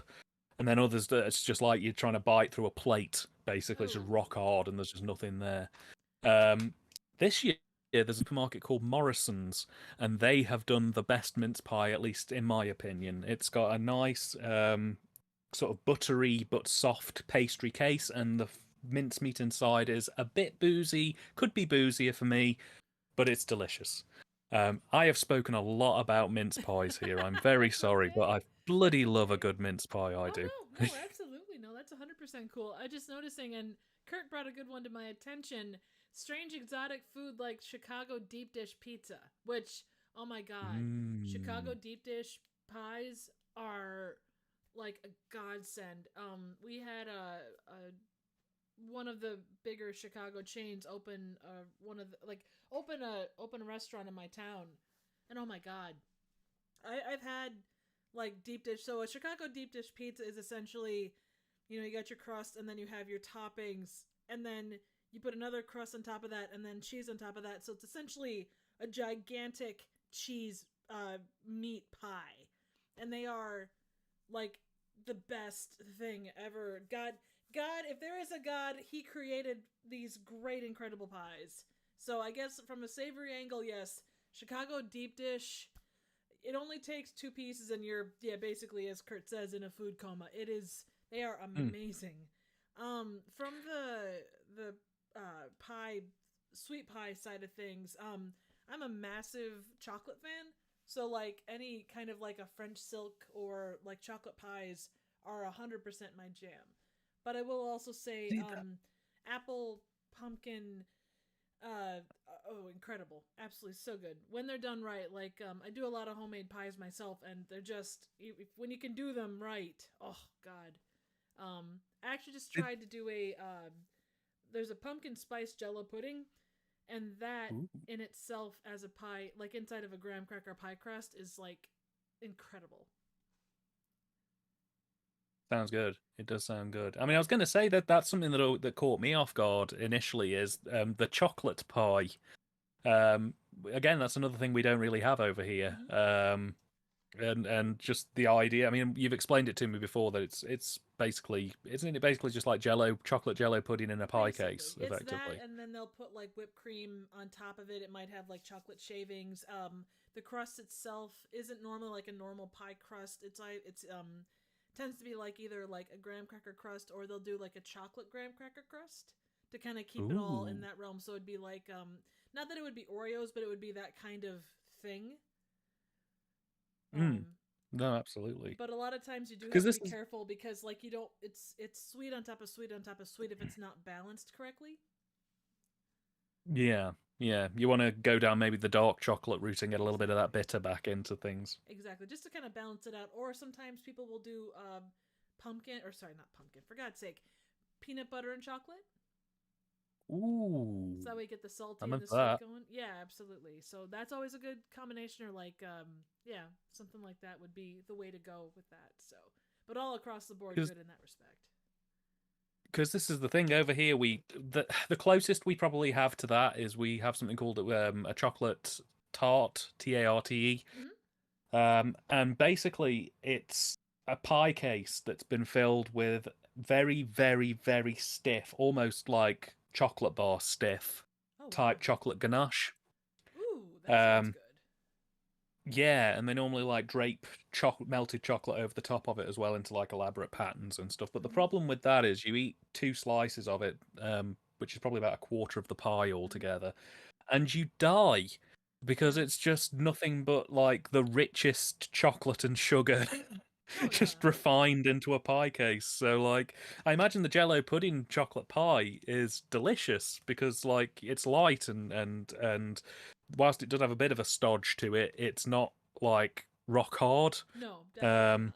But with that but this too, thing you go with like the I don't know if it's a proper term for a chocolate pie or if it's just a variation on it, but like the one that's most common, at least in my experience, is it's called a French silk pie. So it's essentially mm, like a lighter chocolate pudding inside of a I think it's just a normal like pie base. But then it'll have a lot of whipped cream and then like shaved chocolate across the top of it when it's done traditionally. ooh. It's very good, but it's kind of that same thing where two slices or even a slice, depending upon how you feel about sweet, and you're pretty done. So I love the fact that Kurt came in about half an hour ago and was like, I can't eat another bite. If anybody talks about food, I'm going to Mr. Creosote all over the stream. So that And does we were just raise like, the question: did he actually Mr. Creosote, or is he still with us? Did anyone well, his offer you last a word wafer was, thin mint? well, what I think has happened is he did Creosote, and Wilfred Brimley appears to have possessed his Oh rotting, exploded no! corpse because his last message is diabetes. Oh no, Kurt! Uh, If it's still you, type not diabetes in the chat, please. Okay, the king is go ahead. the king is dead. Long live the king. No, he says I have not, but the turkey is taking control. So the tryptophan is taking over. We're gonna lose him. Kurt, Oh hold god. on. Hang on, let me get the antidote to the meat sweats. Oh God, what is Where what did is I the put this antidote? thing? What is the antidote to the meat sweats? Is it I think it's champagne's I think hair? it's yeah, I think it's just pure salt. Just Oh, like oh, but not like you okay. don't have to eat the salt. You just have to be buried in it. Oh, okay. Where are you So it gonna pulls all find the that much moisture out. salt though on a Thanksgiving Thursday? I don't know, go down to your nearest Target and try and speak to the people who can't find the Thanksgiving cranberry sauce because it's all sold out. But they're Okay, closed it's never today. you'll you'll never see a saltier bunch of people than the people who've put a jacket on Thanksgiving Day to go down to the store because they forgot something. You're not wrong. Oh my God, have lived that myself somewhat, but oof, Mm. yeah.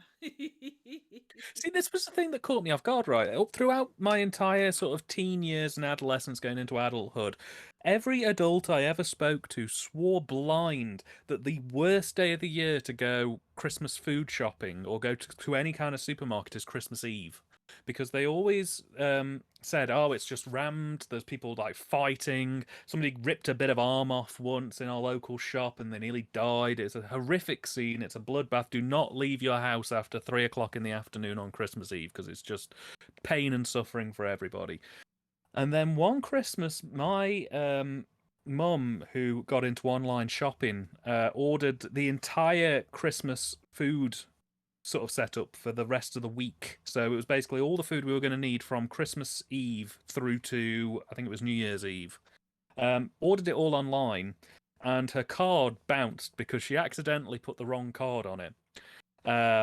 So she lost her order. Oh, no. It wasn't even a case of she could like replace it. So Christmas Eve, we've got no food for Christmas, and we're sat there going, well, what do we do? So we all chucked on like coats and stuff, and we headed out in 3 cars down to the supermarket to basically raid them.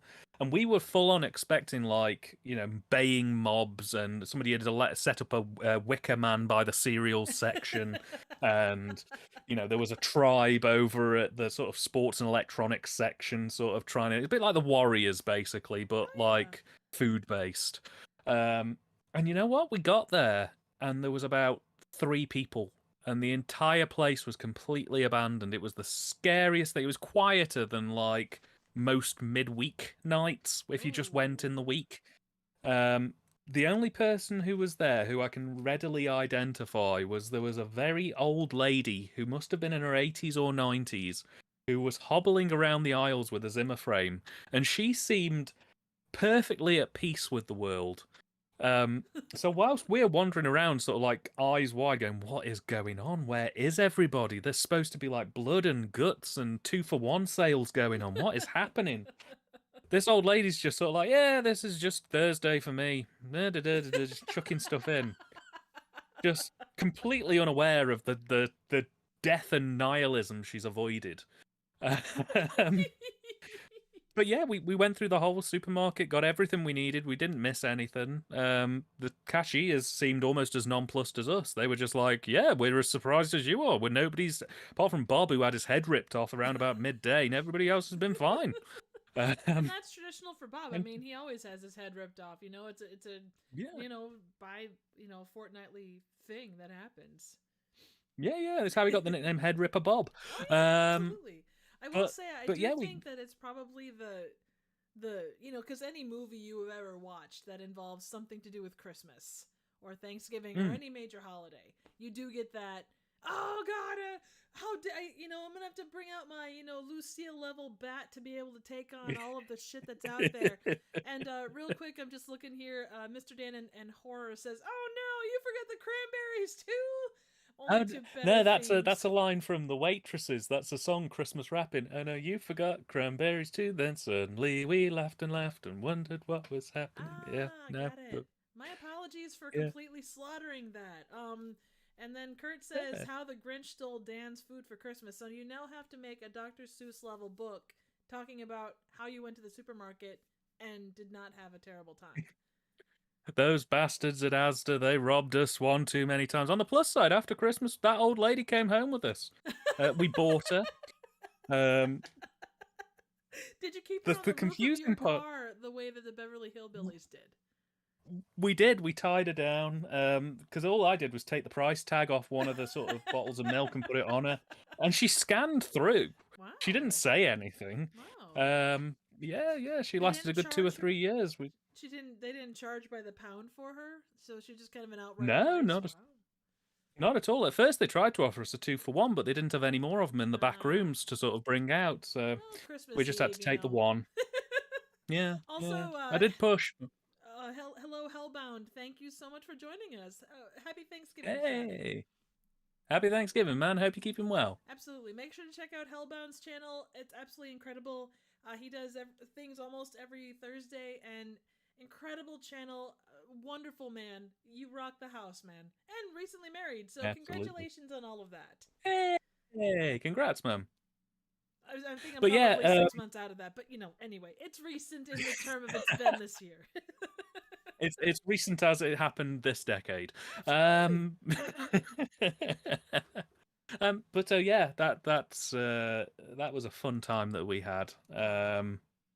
Yeah, but then again, I suppose everybody's got Thanksgiving or Christmas tales. There's always going to be one instance where the turkey exploded, or the aunt on the brother's side who you never see exploded, or the table exploded, or you forgot the cranberries because they exploded. These things happen. Absolutely. Um, I mean, we had a I mean, I never. Oh, go ahead. Sorry. Oh no, you go ahead. I've already told you Oh. about my old lady abduction story. That's. Sorry. We used to do this thing every major holiday with my family where we fondue. So, cheese fondue. Basically, you have the explosion exploded according to DVD and Film Bloke. Needs more explosions. 1 out of 10. Absolutely. I mean, if you can't have a Michael Bay Thanksgiving, Christmas, Easter, or bar mitzvah, what is the point? Welcome back to a very Michael Bay Thanksgiving.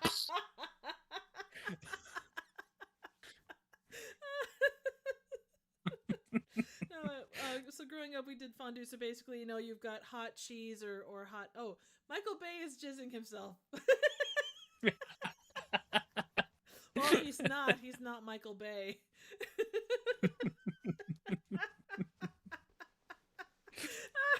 Welcome to a very Michael Bay Labor Day.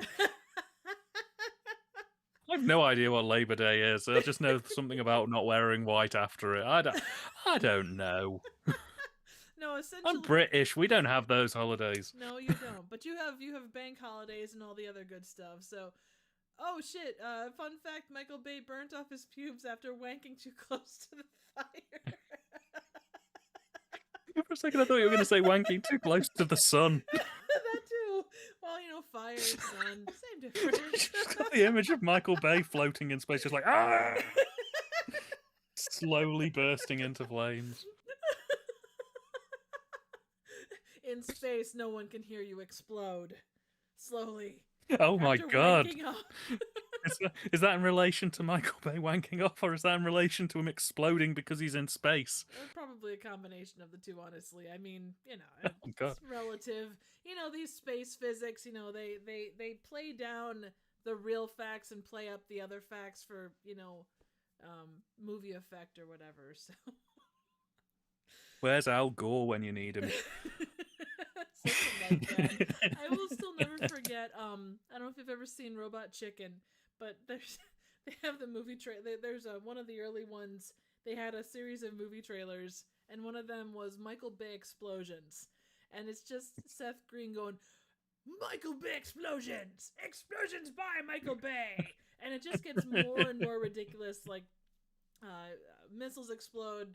Planes explode, bridges explode, a baby carriage explodes, and by the end it's like blah blah blah, Michael Bay explosion, I think Kurt's come up with a Arnold Schwarzenegger style action movie quote: "Fondue, fun don't." Well, to that story quick. So my family always did fondue, and so you do cheese fondue, and then you do you heat up grease on the stove, bring it downstairs, and then you've got a flame underneath it, like a sterno flame to keep it hot, and then you can cook steak in there, basically. And it seems like boiling, your steak in grease would be really, fatty and all that stuff. But actually, you eat less because, you're waiting so long in between bites. But my brother was bringing down this pot of grease to the basement because I've got a big family and we couldn't all fit in the living or in the dining room. So he's bringing it down the stairs. He slips, and hot grease goes down his front. And you never saw anybody move that fast in your whole life. And he's fine. He's good. It's just like, that's the one that was like, hey, remember when you damn near, got 3rd-degree burns all down your, front, your legs and your stomach and everything in between. Good times. That is... Yeah. Kurt says your brother... Kurt said your brother was shaking hands with danger. Boom, boom, boom, boom. He totally was. And my nieces and nephews were sitting there like, all of a sudden my brother is, using every curse word in the book, and they're all, little and cute and stuff, and they're all like, Uncle Doug, what's going on? Just.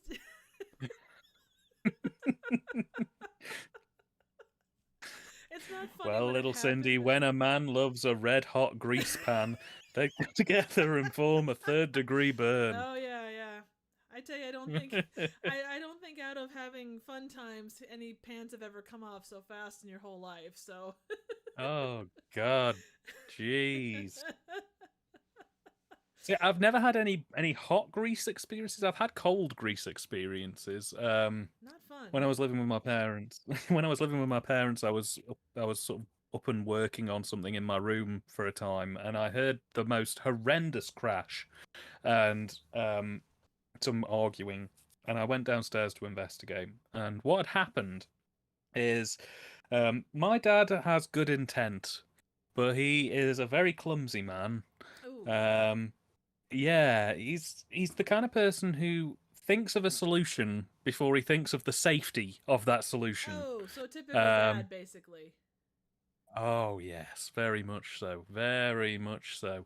So what he decided to do was he was going to help my mum out. We had a deep fat fryer that was filled with oil, and the oil had been there for a while, and he wanted to basically pour the oil out, clean it, and put some fresh oil in. Yeah, sounds good. Yeah. Unfortunately for him, they had decided to put this deep fat fryer on top of a refrigerator. Oh no. And it's one of those fridge freezer type deals, so it's very high up. He grabbed this and took it up and over his head. And then it was there that he realized that the bucket that was holding all of the oil in had rusted and immediately collapsed. And old, dirty grease fell through the hole, drenched him, went all over the tiled floor, completely went up the walls, went just everywhere, and this entire kitchen was basically just coated in the dirtiest grease you've ever seen. Would you say that and it was immediate? Lubed? Was it lubed for your protection? It was. We're still finding it now. Oh my God. It's just, this was years ago. So this is, you're talking nearly 10 years ago. He immediately fell over because he's not stable on his legs at all. Oh, but the problem was, because he was covered in it, and because the floor was covered in it, once he hit the deck, we couldn't get him up because he's over 300 pounds in weight and he's 6'3". So like, we went in and fell over. And then we managed to sort of drag ourselves into the living room and get back up. And then we had to kind of like, at first we tried to lock arms with him and get him up, but that just wasn't working. In the end, we had to sort of build like a daisy chain out of towels and throw it to him and pull him through the grease into the living room where it was carpeted. At which point we got him up and he looked like he'd been in a coal mine. Oh, the bot's back. Hang on, let me get rid of these bad guys. Don't mind. They must have heard me talking about lube. All right, this who's ever in chat, this is your second chance to go to 69mega.space.com because apparently the future is here and you can date AI. If a sex doll wasn't enough for you, apparently this is the way you want to go. Apparently. Maybe. Wow. We're not 100% sure. And I appreciate my mod in control here, both talking about grease and daisy chains and also getting rid of all these spam bots. I knew we shouldn't have talked about my lubed up father before before the sex bots turned up. Bumble's not working for Kurt, so he's gonna give it a try.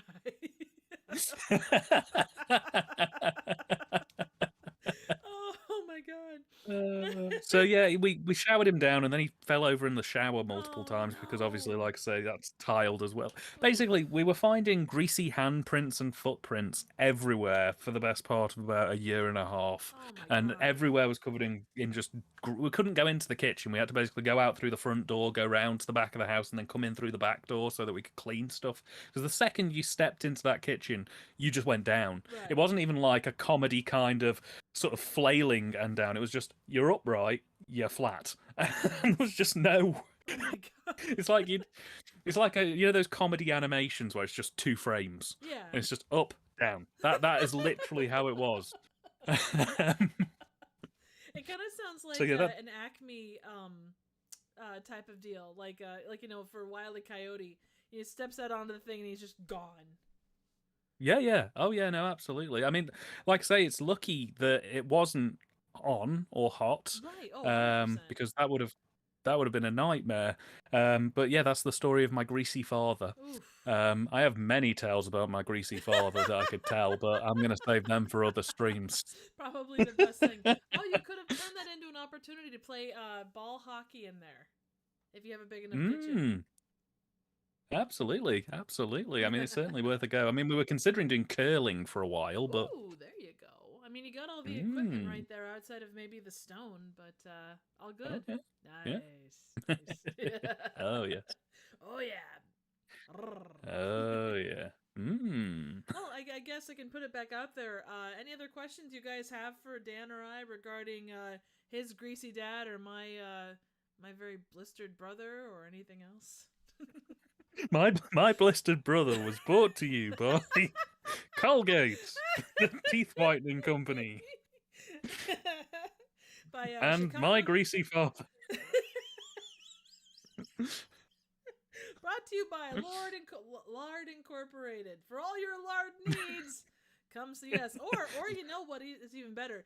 Your greasy father or my blistered brother. Brought to you by 69mega.space.com. Today. Find lonely AI singles in your area. When a sex doll just won't do. I'm a lonely AI single bot, and I want to get to know you. Oh no, I dropped this microchip on the floor. I have to bend over and pick it up. For a second, I thought you were going to go, oh no, I've dropped this incongruous item. I better bend over and pick it up soon. Hello, Dan. How are you? Will you help me lift this very heavy load of Bric-a-brac.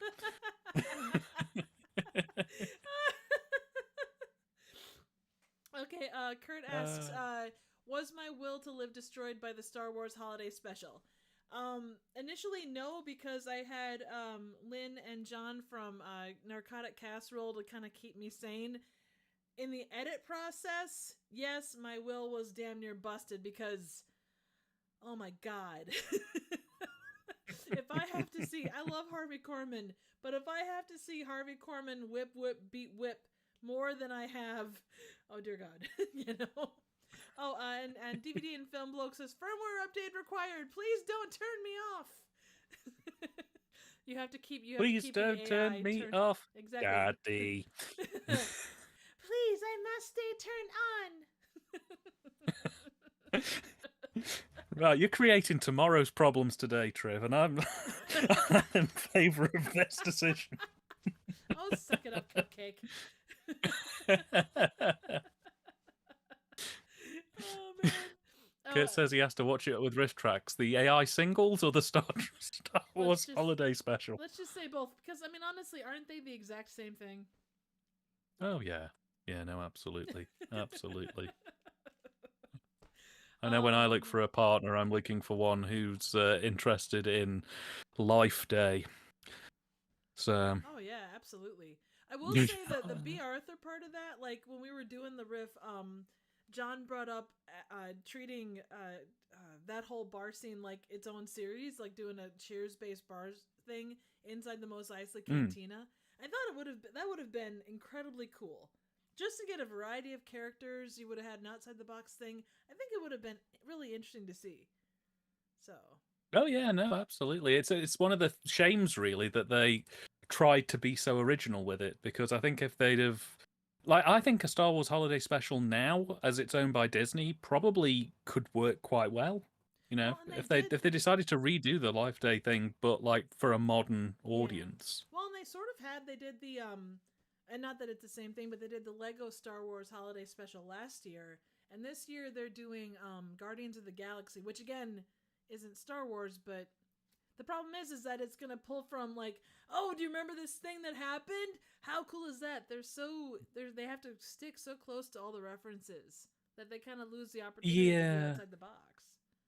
that's the thing, and that's one of the few things actually I do kind of miss about older television is that homemade, not so branded tone, if you know what I mean. Yeah, no, Like absolutely. back in the day, if you saw a holiday special of a normal TV show or something, it didn't feel like you had to have watched 600 episodes prior and the history of the show across 20 years and read all of the novelizations just so you know who each character is and all that kind of stuff. It could just be a bit handmade and a bit crap, and that was okay because everyone was drunk on eggnog and just wanted to watch Chewbacca, try it on with another Wookiee or something for a bit of a laugh. They weren't, Or Itchy, they weren't, they weren't trying. or Itchy's grandpa, doing his porn thing.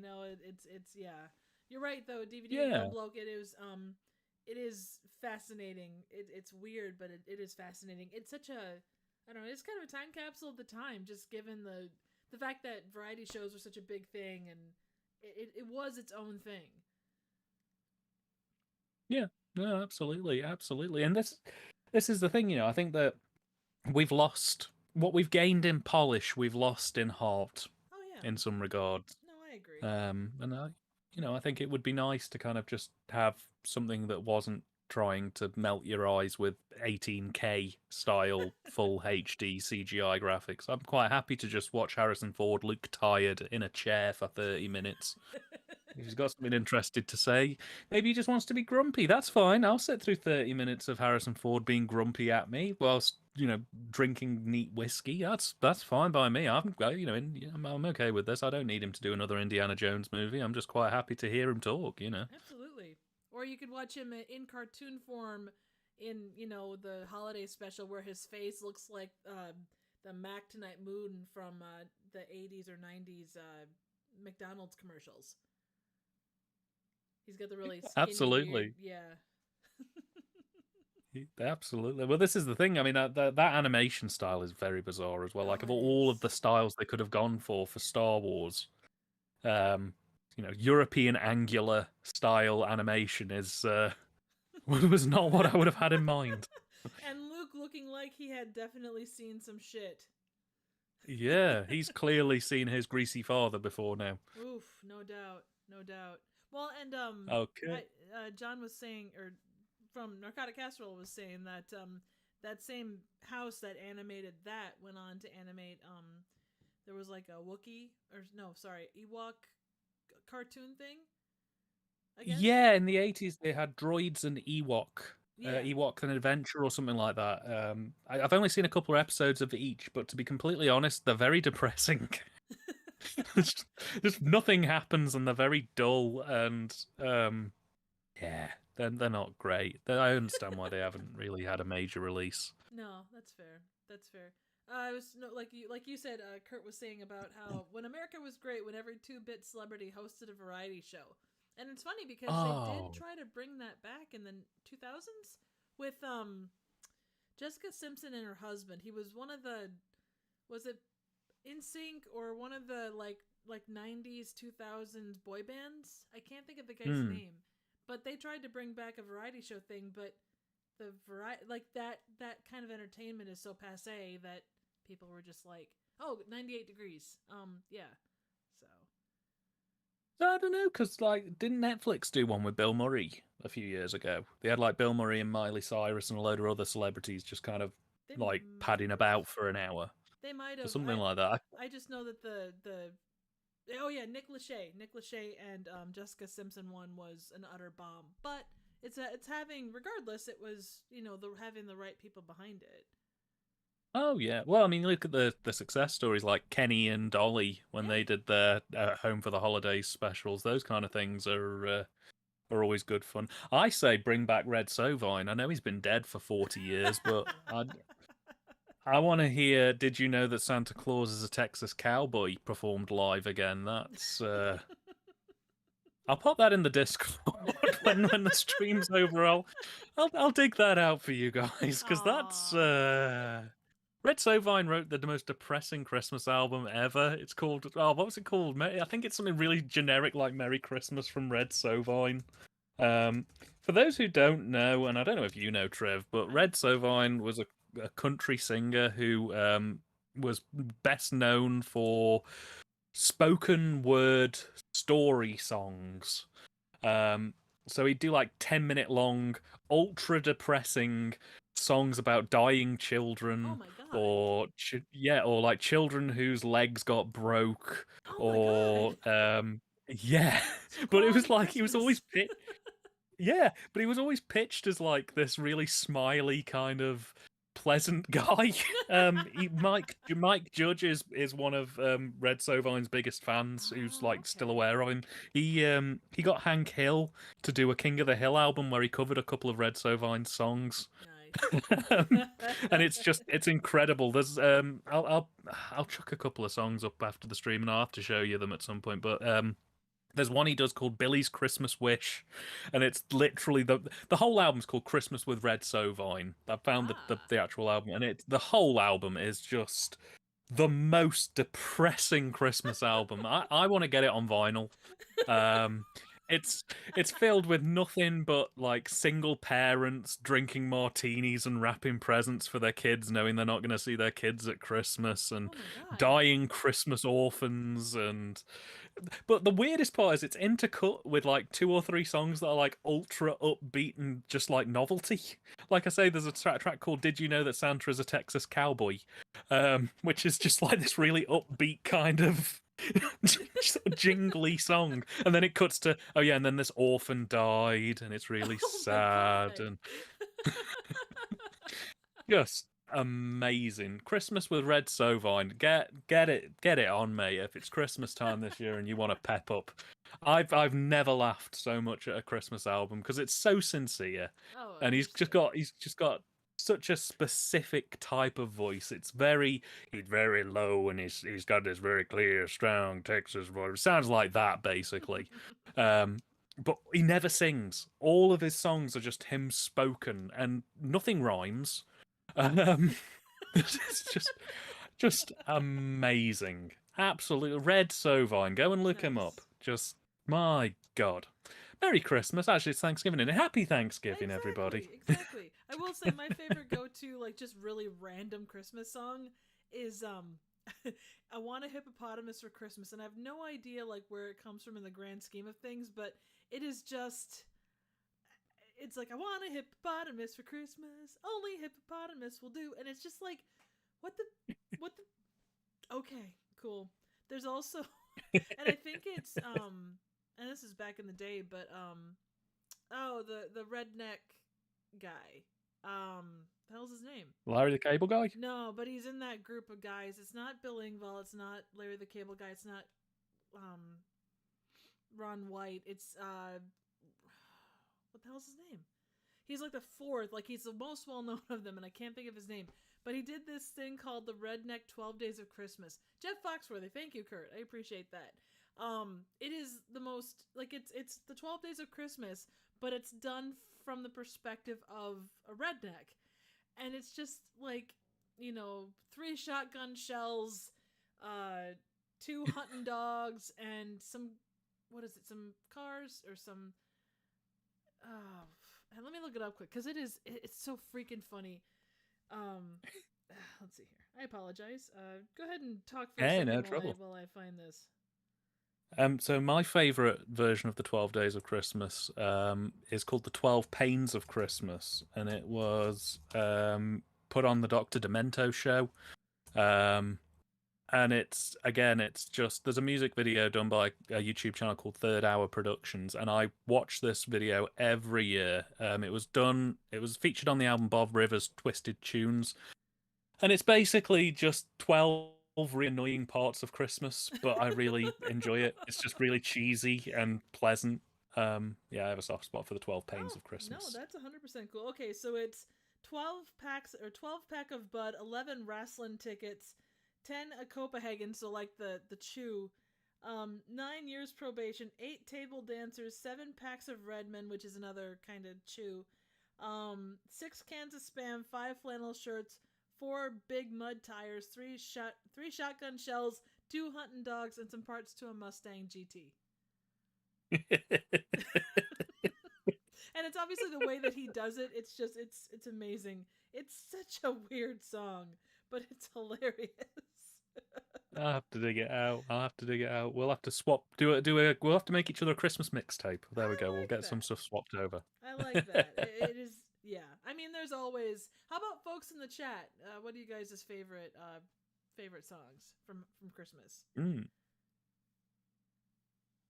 There's a good one that my granddad told me about years ago, and I dig it out every now and again. It's called Dear Nola, and it's an Irish Christmas song written by a chap called Frank Kelly, who British people on here and fans of British comedy might know as Father Jack from Father Ted. Oh, nice. He was a singer in the 60s and 70s, and he wrote this song called Dear Nola, and it's basically like the entire song is sung like it's a response to a letter.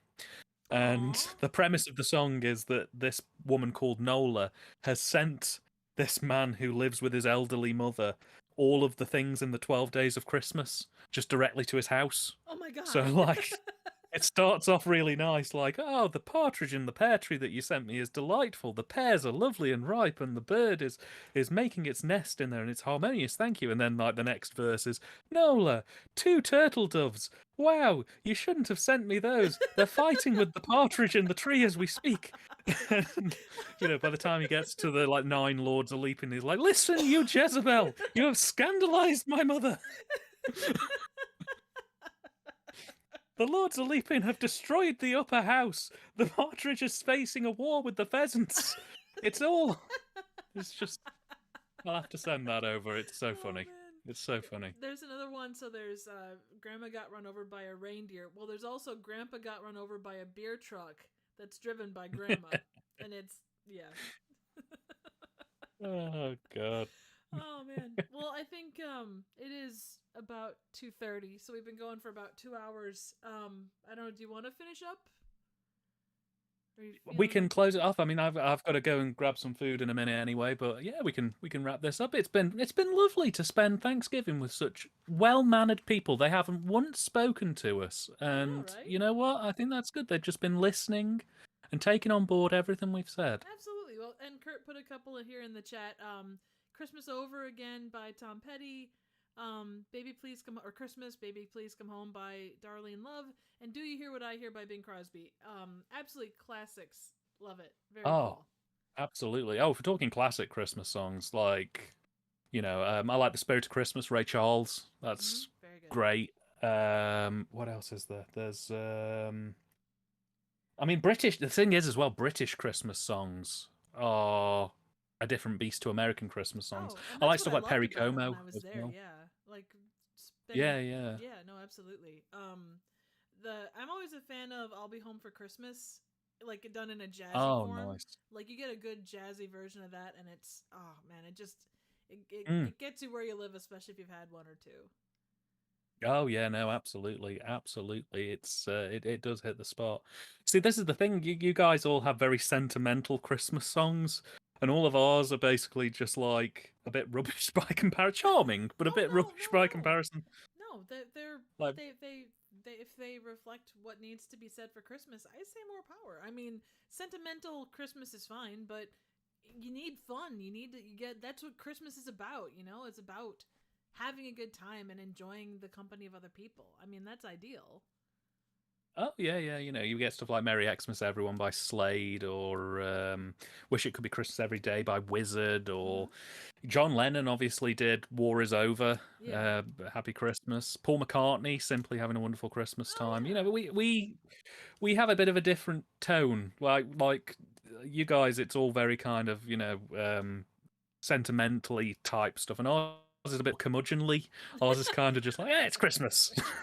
You're happy, I'm happy, Merry Christmas. Let's just you got turkey, brilliant. Got booze, brilliant. Christmas. Whereas you guys are more sort of, we gather round the tree. The lights are dim and nice. And we're just like, you got pudding, great. I think you should do your own Christmas album. That would be amazing. My one go to that I absolutely love. And I know it was just done for the movie, but what's his name? The guy that love all or what the hell is the name of the movie? It had Love Actually. Love Actually. Thank you. And then you had Bill Nye, not Bill Nye. Yeah, Bill Nye singing "Christmas is All Around Us" and changing. Oh yes. Oh my god, that version! I love it. It's so cheeky and weird and cool and. Oh, it's nice. I actually do prefer that to the original Wet Wet Wet version, honestly, because it is just a little bit odd. Yeah. I mean, if you stick around on the Discord page that we populate after the stream and stuff like that, throughout the rest of December, I'll be posting the forgotten UK Christmas songs. Because if you think that the ones that people love are a bit like curmudgeonly and kind of sort of downtrodden, the ones that we chose to forget, we've got one called "Naughty Woman" by Fat Les, or "50 Grand for Christmas," or the Crazy Frog Christmas song, or the Last Ketchup Christmas song. Oh my god! Just the dregs of society. "Cheeky Christmas" by the Cheeky Girls. I'm going to be sharing all of those on that Discord, so prepare yourself because it gets pretty intense. I will also add, I love how like modern artists will take songs from like the 40s and 50s and try and like sing them in a more modern tone. Like, what was the one? Someone like last Christmas, I remember hearing. It had to have been the past couple of years. I didn't recognize the artist, but they did "Santa Baby," and it was just like they were trying to push in all of these modern references to this song from the 50s. Oh. And it was hilariously bad. Like it's like it was like Thankskilling 3 levels of bad. See, this is the thing, and that's something that really triggers my cringe sort of part of my brain is when you take something that was perfectly fine and it didn't really need updating, and you update it with a load of references that within 12 months are going to be not only completely dead but just completely misunderstandable. Like, people talking about the Apple Pippin or stuff like that for 90s songs. You're just like, well, not only has that not existed for 20 years, but just Oh, you've just reminded me of a hell of a song. I'll share you with that after the stream. There's Cliff Richard, our good friend Cliff Richard, British singer-songwriter, did an excellent song that was exactly what I was just talking about, and exactly what you've just mentioned. From 2002, I think he did a song called 21st Century Christmas. Oh, God. Yeah, and if you have not prepared yourself for the sight of a 70-year-old man talking about texting Santa your Christmas list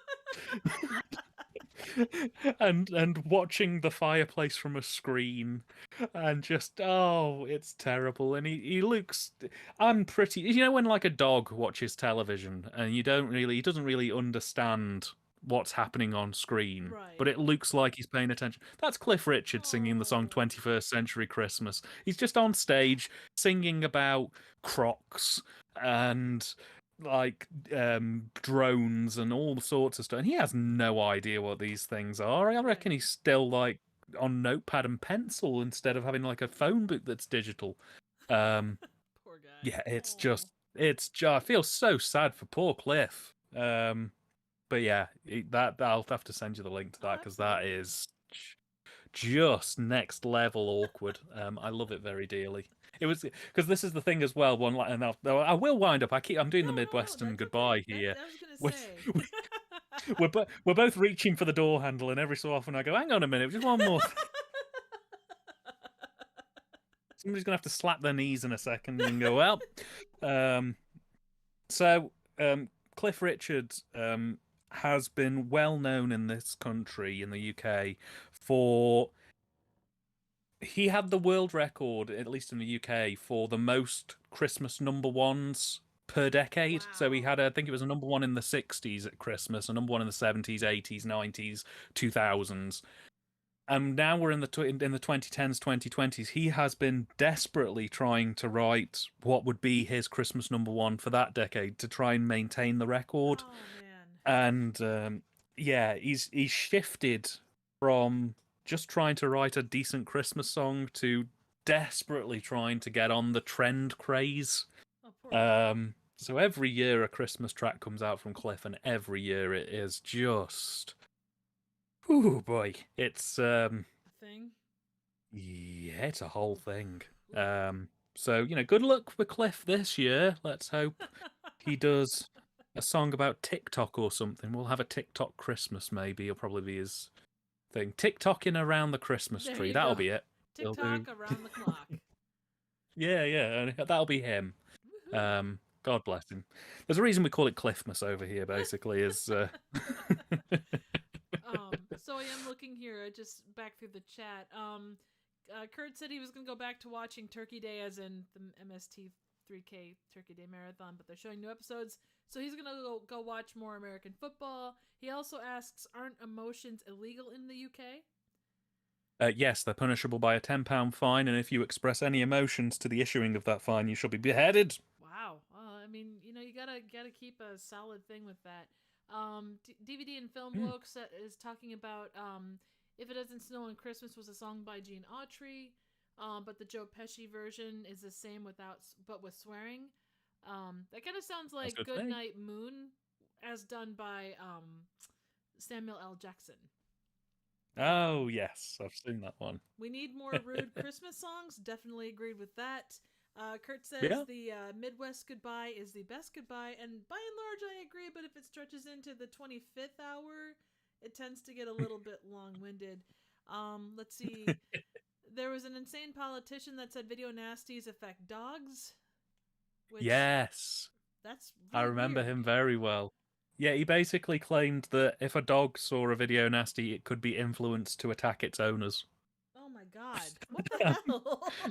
I'm not making that up. No, That was he actually stood up in Parliament in 1983, I believe it was, and was genuinely and sincerely of the belief. And even now, he's still alive. Somebody asked him, I think in 2014, you know that Video Nasty's definitive collection set? He's on there. Oh, okay, they interviewed him. Yeah, they interviewed him about it. He was like, "Yeah, I still believe that. The evidence is there." I'm like, "Mate, no dog is watching Drill a Killer and then going, right, I'm gonna bite." The only time a dog would attack its owner if it watched a video nasty was if it was made to watch something like Forest of Fear or Cannibal Man, which is one of these terrible video nasties. And even then, it wouldn't be out of influence from the nasties; it'd just be trying to stop the madness. Absolutely. Let's see. Let's see. Kurt said it sounds like someone's trying to win upper class twit of the year, which that sounds pretty right on. Yeah, he also says he showed his dog Evil Dead, and he stood up on his hind legs and said groovy. Which surprisingly in Thankskilling 3, Turkey he gets rebuilt because he goes through this machine that basically turns him into a properly prepared bird, or like Thanksgiving turkey, and he stands up and he attaches a chainsaw to his junk and he says gravy.